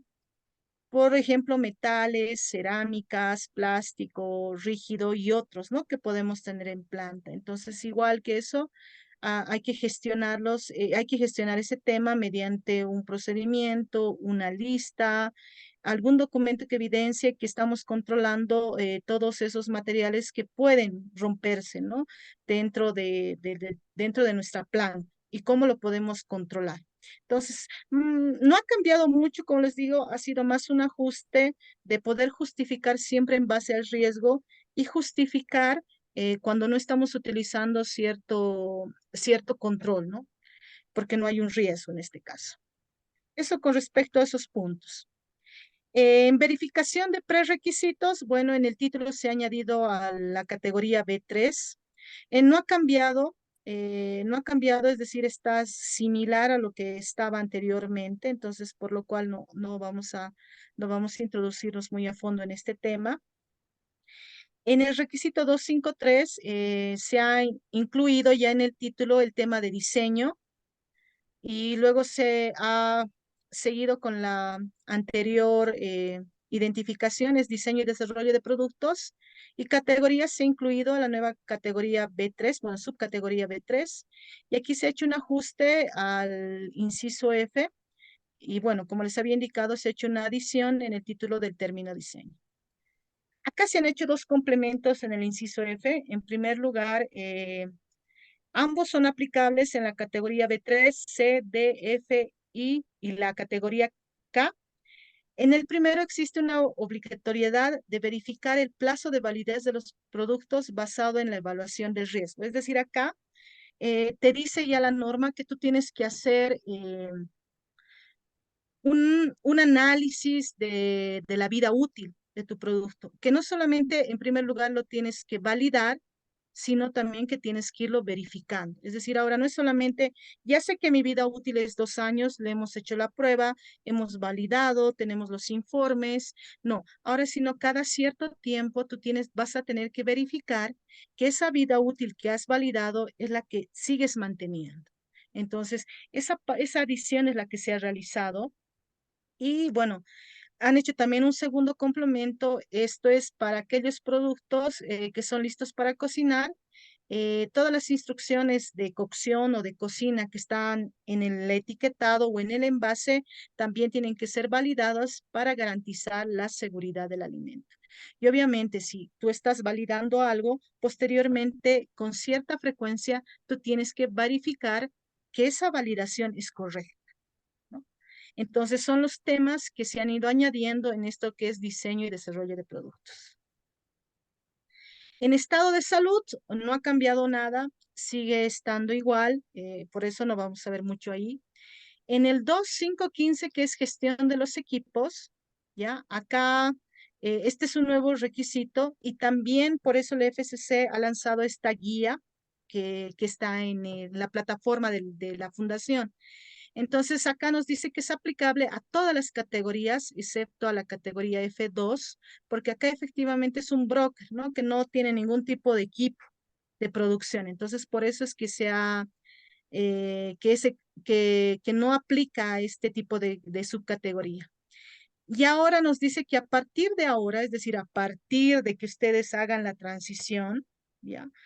Ustedes cuando adquieran un nuevo equipo o una parte de ese equipo, es necesario tener ya la documentación, es decir, la especificación de ese equipo. Es decir, qué tipo de material va a ser, qué tipo de soldadura, qué elementos contiene, tienen que tener ya una especificación de compra.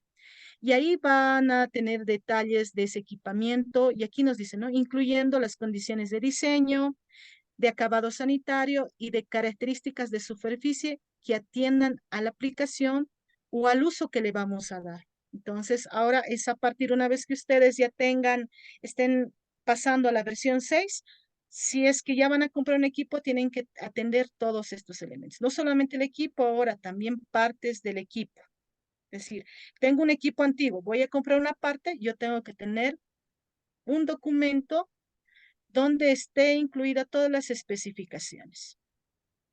Asimismo, el proveedor debe presentar, ya acá ya hablamos del proveedor del que nos está vendiendo, debe presentar evidencias de que ese equipo que nos está entregando atienda a todas las condiciones que nosotros le estamos pidiendo, ¿ya?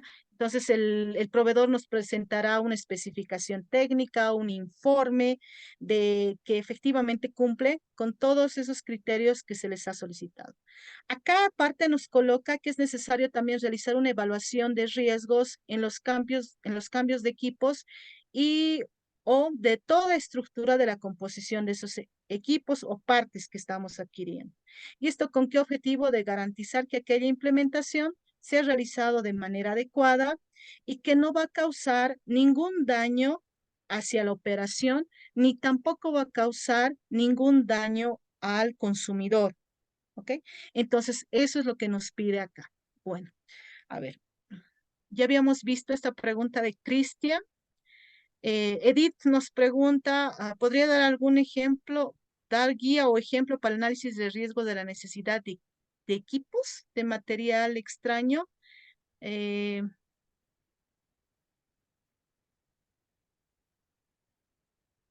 Bueno, ahí Edith, no sé si, bueno, voy a interpretar bien tu pregunta. Acá creo que efectivamente tú me estás preguntando sobre cómo podríamos hacer todos los materiales extraños, listar los materiales extraños.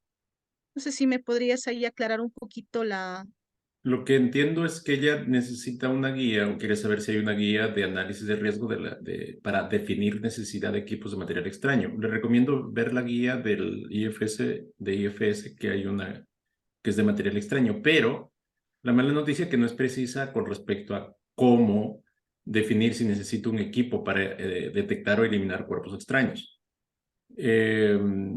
Cristian también menciona, creo que está relacionado, asistente anónimo, dice, yo no sé quién es asistente anónimo, dice, para justificar el uso o no uso de detectores de metales es válido el HACCP. Sí, Depende, yo creo que ahí depende. lo que pasa es que va a depender mucho si es que el HACCP está, porque es que el HACCP es una herramienta que nos ayuda a prevenir o eliminar los peligros. Si el HACCP efectivamente ahí, si está bien hecho, te va a ayudar, pero si no lo has hecho de manera adecuada, quizás ahí vas a tener inconvenientes, ¿no? Porque ahí te ayuda, y ahí nos ayuda mucho ahora el nuevo árbol del códex, que nos dice, ¿no? Si es que no lo tienes, si no tienes ahí alguna medida para prevenir o eliminar el peligro, tienes que adecuar el proceso, ¿no? Nos dice en el paso 2 y en el paso 4 si no me equivoco. No sé qué opinas tú, Alberto, al respecto. Es que depende porque a ver, si nosotros tenemos un peligro significativo, cuerpo extraño, metálico, y es capaz que el detector lo detecte, la pregunta es ¿por qué yo no debiera tener? O sea, es decir, ya sé que por HACCP me salió significativo. Voy al árbol de decisiones del anexo 4, que no es obligatorio, que es voluntario, que es un ejemplo nada más. A lo mejor si usamos ese árbol, sí o sí, para un peligro significativo, yo debo definir si es que voy a aplicar mediante PCC o otra medida que puede ser buena práctica de higiene.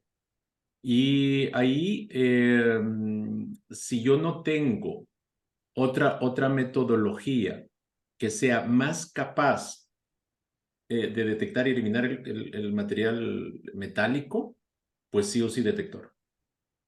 O sea, ese razonamiento está en la guía, si no me equivoco, habría que revisarlo, pero en la guía de interpretación de BRCGS Food. Sí, ¿Ya?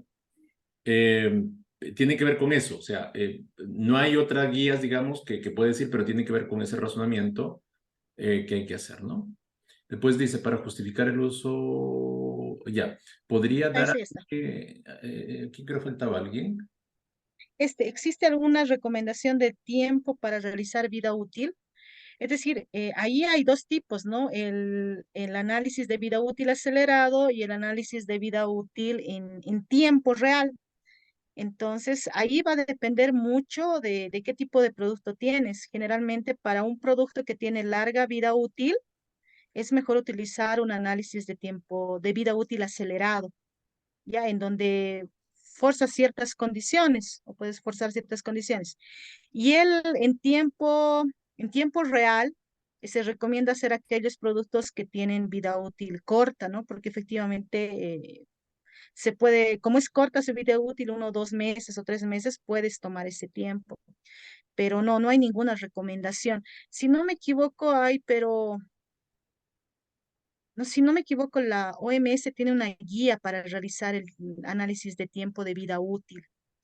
Entonces, habría que revisar es un documento, un CXC, si no me equivoco, que pueden dar ciertas condiciones para eso, pero aquí no nos indica nada, simplemente nos dice que tienen que hacer la vida útil, validar la vida útil y luego obviamente cada cierto tiempo en función al riesgo tienen que verificar esa vida útil. Ahí, Alberto, no sé, creo que la BRCGS y FS también nos hablan de eso, tampoco no nos dan ahí, ¿no? Ciertos lineamientos. No hay guías específicas. Lo Ujú. que pasa es que la vida útil tienes que demostrar científicamente o técnicamente la vida útil. O sea, tienes que validar lo que tú estás diciendo. Si dura un año, ¿cómo demuestras que dura un año? Y lo otro, si me voy a requisitos de otros estándares, es que tienes que demostrar después o verificar durante la vida útil del producto, confirmar que sigues logrando esa vida útil. Porque una cosa es definir vida útil inicial, que eso es inicial, eso es, yo ya lo confirmé, que mi producto va a lograr eso, pero otra cosa, porque yo puedo cambiar condición de proceso o cambiar alguna condición de uso que debiera volver a redefinir mi vida útil, pero por eso los estándares, algunos de ellos te dicen, sabes que a lo largo de vida útil, tú define un programa para confirmar que logras esa vida útil. ¿Ya? Y eso, perdón, ahí para apoyar eso también eso va muy relacionado a tu programa de control de calidad. Es decir, ahí tienes que definir ciertos temas para, como dice Alberto, verificar que efectivamente si tu producto tiene 2 años de vida útil al año, es decir, cada 6 meses, digamos, hacerle pruebas de funcionalidad, pruebas de inocuidad y pruebas de calidad.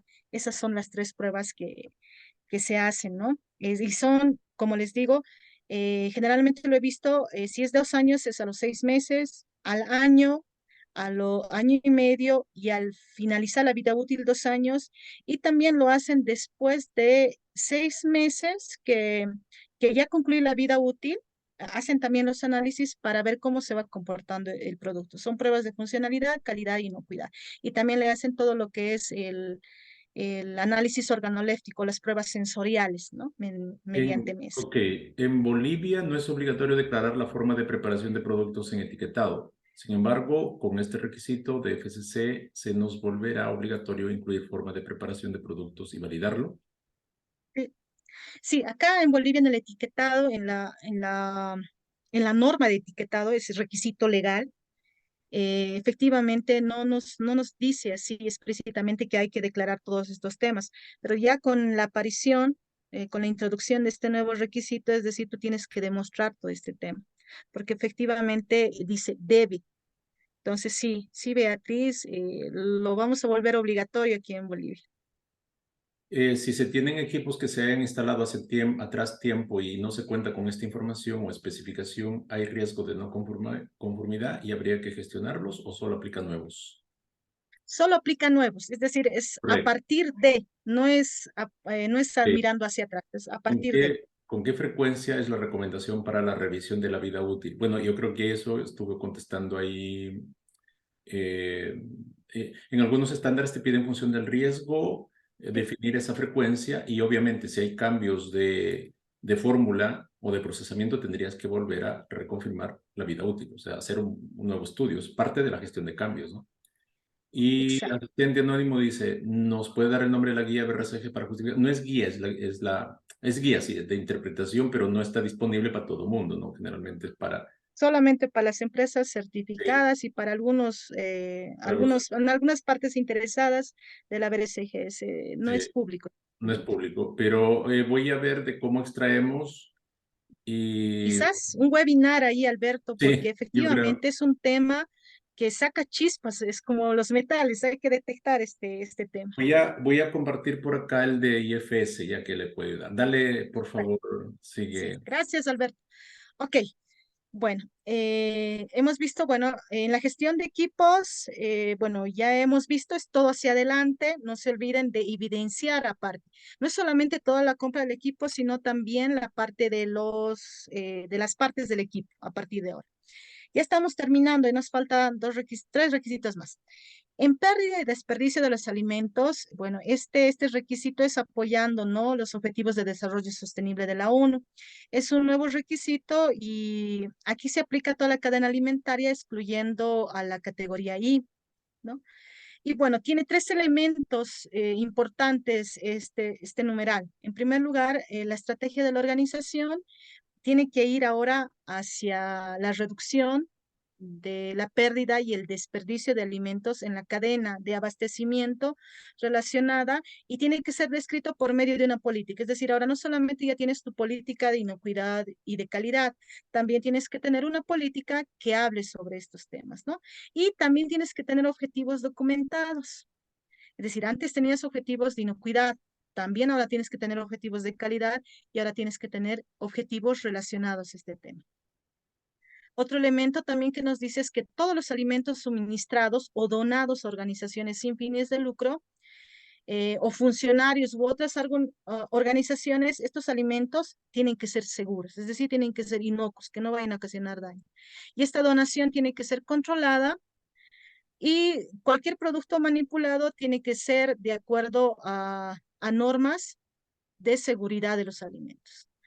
Además, nos dice también que las organizaciones tienen que tener una gestión de productos excedentes o subproductos destinados a la ración animal Esto para prevenir la contaminación de estos productos, ¿no? Entonces hay que también gestionarlos con la debida diligencia para evitar que estos alimentos no vayan a hacer daño a esos animales. Y ojo acá, se tienen que cumplir todas estas actividades de evitar el desperdicio de los alimentos, tienen que estar de acuerdo a la legislación aplicable en cada país, ¿no? Y si es que en su país no hubiese legislación aplicable, es decir, háganlo con la debida diligencia, ¿no? Cumpliendo siempre que no vaya a ocasionar daño a la población destinataria de estos productos. En el 257, este se llama requisitos de comunicación, que es un nuevo requisito.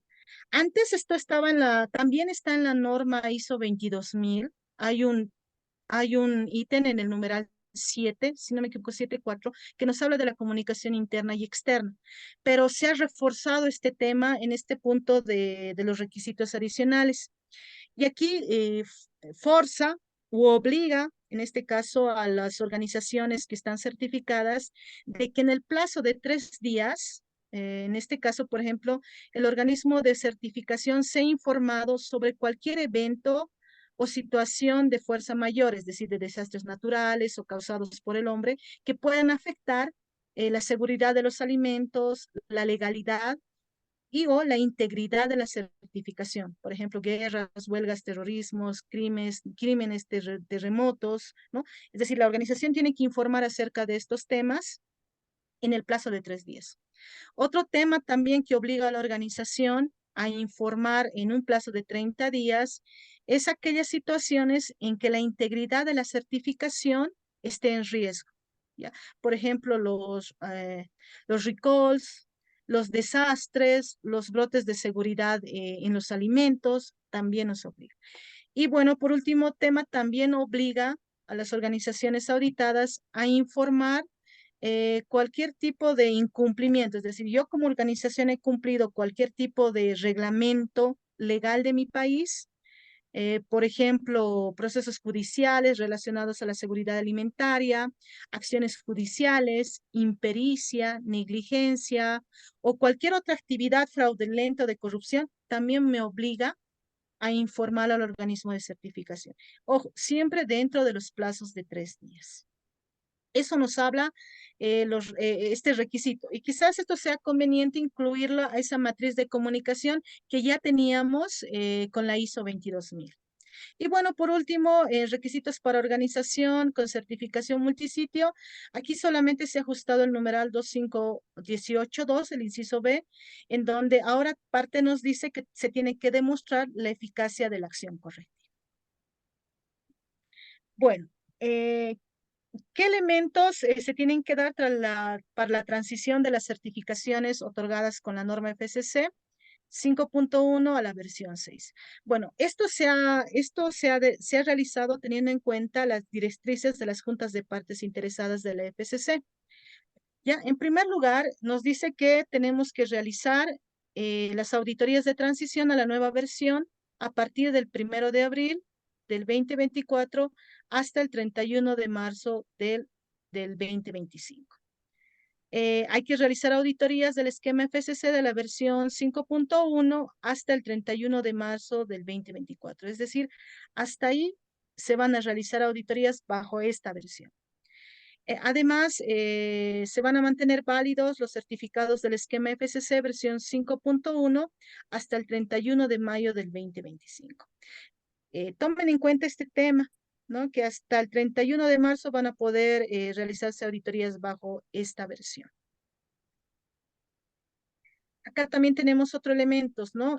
Durante la auditoría en base, bueno, que como ya hemos visto, sus auditorías ya van a tener otro cálculo. Si antes les auditaban 2 días, quizás ahora por el aumento de requisitos van a colocarles media jornada más, 4 horas más u 8 horas más, dependiendo, ¿no? También dice que se van a permitir las auditorías parcialmente remotas, esto con una justificación de eventos graves. Es decir, a partir de ahora van a ir las auditorías presenciales. Y además aquí se ha hecho una corrección que, por ejemplo, una no conformidad mayor va a ser igual cuando se incumpla legalmente un incumplimiento legal referido a la calidad y una crítica va a ser un incumplimiento legal referido a la inocuidad. Eso es lo que nos dicen, ¿no? Y bueno, ¿qué recomendaciones existen para las organizaciones? En primer lugar, se les recomienda a todas las organizaciones que tienen que conocer los requisitos y conceptos de esta nueva norma, la FCC versión 6, que tienen que realizar o identificar cuáles son las brechas que tienen para cumplir los nuevos requisitos o modificaciones. Ahí tienen que hacer un análisis de brechas. Una vez que han realizado ese análisis de brechas, bueno, definir y desarrollar un plan de transición que incluya, bueno, a todos los responsables, las actividades que van a realizar y los recursos, ¿no? Que van a necesitar para cumplir con todos los nuevos requisitos. Y algo muy importante acá, suministrar el entrenamiento y conocimiento apropiado a todas las partes que tienen un impacto, ¿no? O están dentro del alcance del esquema FCC. Además, hay que revisar y confirmar ahora el alcance del sistema de gestión que están certificando. Puede ser que ya haya cambiado la categoría y subcategoría que tenían antes. Asimismo, hay que actualizar el sistema, esto con el objetivo de cumplir todos los requisitos que han sido revisados y luego posteriormente verificar la eficacia con una auditoría interna. Y por último, acá como dice, ¿no? Tener presente que la auditoría de actualización se puede programar como una auditoría no anunciada. Ustedes tienen esa potestad. Y también se recomienda a las organizaciones que estén decidiendo implementar, es decir, si ustedes quieren implementar este esquema, ya lo hagan bajo la versión 6. Bueno, con esto habríamos concluido y es un tema largo, es un tema grande que hay que verlo, hay que ajustarlo. Entonces, ahí agradecerles. No sé si hay alguna consulta más, si no, caso contrario, podemos dar por finalizado. Muy bien. No sé si hay alguna consulta, pueden aprovechar de escribirla ahí, por favor. Bien, los cambios. Respecto a la evaluación de proveedores, no hay cambios. Entiendo que no No, hay, se mantienen de la versión anterior y además viendo de la ISO 22000 también. ¿Ok? Bien. Conclusiones entonces, cambios importantes que tiene en esta versión FCC 22000.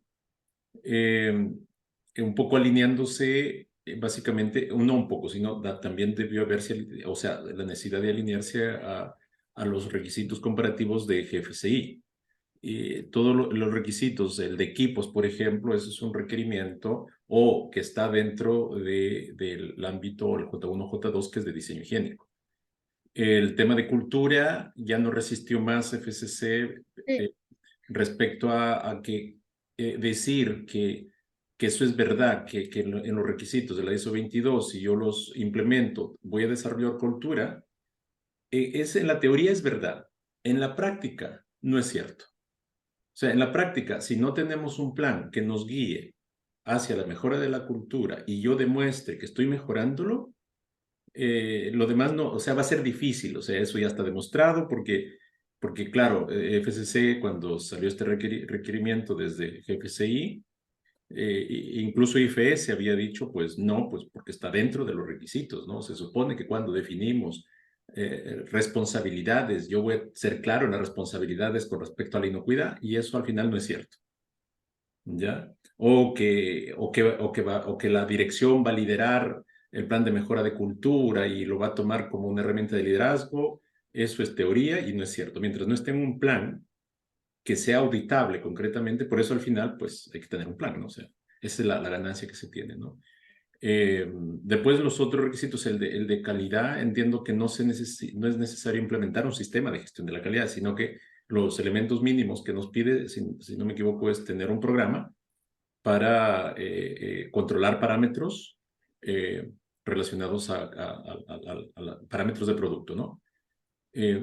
Eso como conclusión, no sé si también la conclusión, Celia, es un tema Sí, grande, varias cosas ahí importantes y manos a la obra, los FSC lovers ya tienen que estar trabajando, o sea, los tiempos, prácticamente este año ya lo tenemos vencido, ¿no? Queda muy poquito y hay que empezar a trabajar, ¿no? no, y algo muy importante que rescato, bueno, que creo que FCC se ha puesto las pilas, que estábamos por muy detrás de ver SGS, es decir, ya con su versión 9 sí habían sacado la casta, ¿no? IFS también, pero ahora ya como que se pone al nivel de esas normas, ¿no? Entonces, ahí me parece que la musculatura de FCC ya se está viendo y bueno, sí hay mucho por trabajar, hay mucho por desarrollar, y es un tema grande. Es decir, ahorita hemos visto, es decir, la pasadita por encima, hay muchos temas todavía que hay que desarrollar acá. Correcto. Así que muchas gracias a todos. Va a estar grabado, va a quedar en los canales correspondientes. Y bueno, asistente anónimo dice, bueno, lamentablemente no damos nosotros constancia de participación por esto, porque es un espacio para revisar temas que son importantes, sí, pero que el propósito final no es que ustedes tengan la formación completa, como sí se hacen cursos, ¿no? Entonces ahí es donde se hacen constancias. Por lo menos nosotros no es la política de IBRO dar por webinars. Yo sé que creo que hay otros colegas, no sé si otras organizaciones sí dan, pero nosotros no lo hacemos, ¿no? Así que gracias por su participación. Gracias, Celia. Mayra, muchas gracias por todo tu soporte, tu apoyo. Sin ti no podemos hacer todo esto. Sin Mayra no vivimos ahora. Correcto. Ya. Muchas gracias. Hasta la próxima. El próximo webinar tenemos de sustentabilidad. El El 18 de 18. septiembre. El tema de sustentabilidad es un gran tema. Mm. Por ejemplo, FCC 22000, BRCGS Food y FS Food son parte de la sustentabilidad. Esa es una de las preguntas que se va a responder ese día. Ya tuve antes de este webinar una reunión ahí con Paula Lupi, que es la experta en temas de sustentabilidad, para que va a abordar ese tema el 18. Así que espero que estén por ahí y nos vemos. Muchas gracias. Gracias. Yes.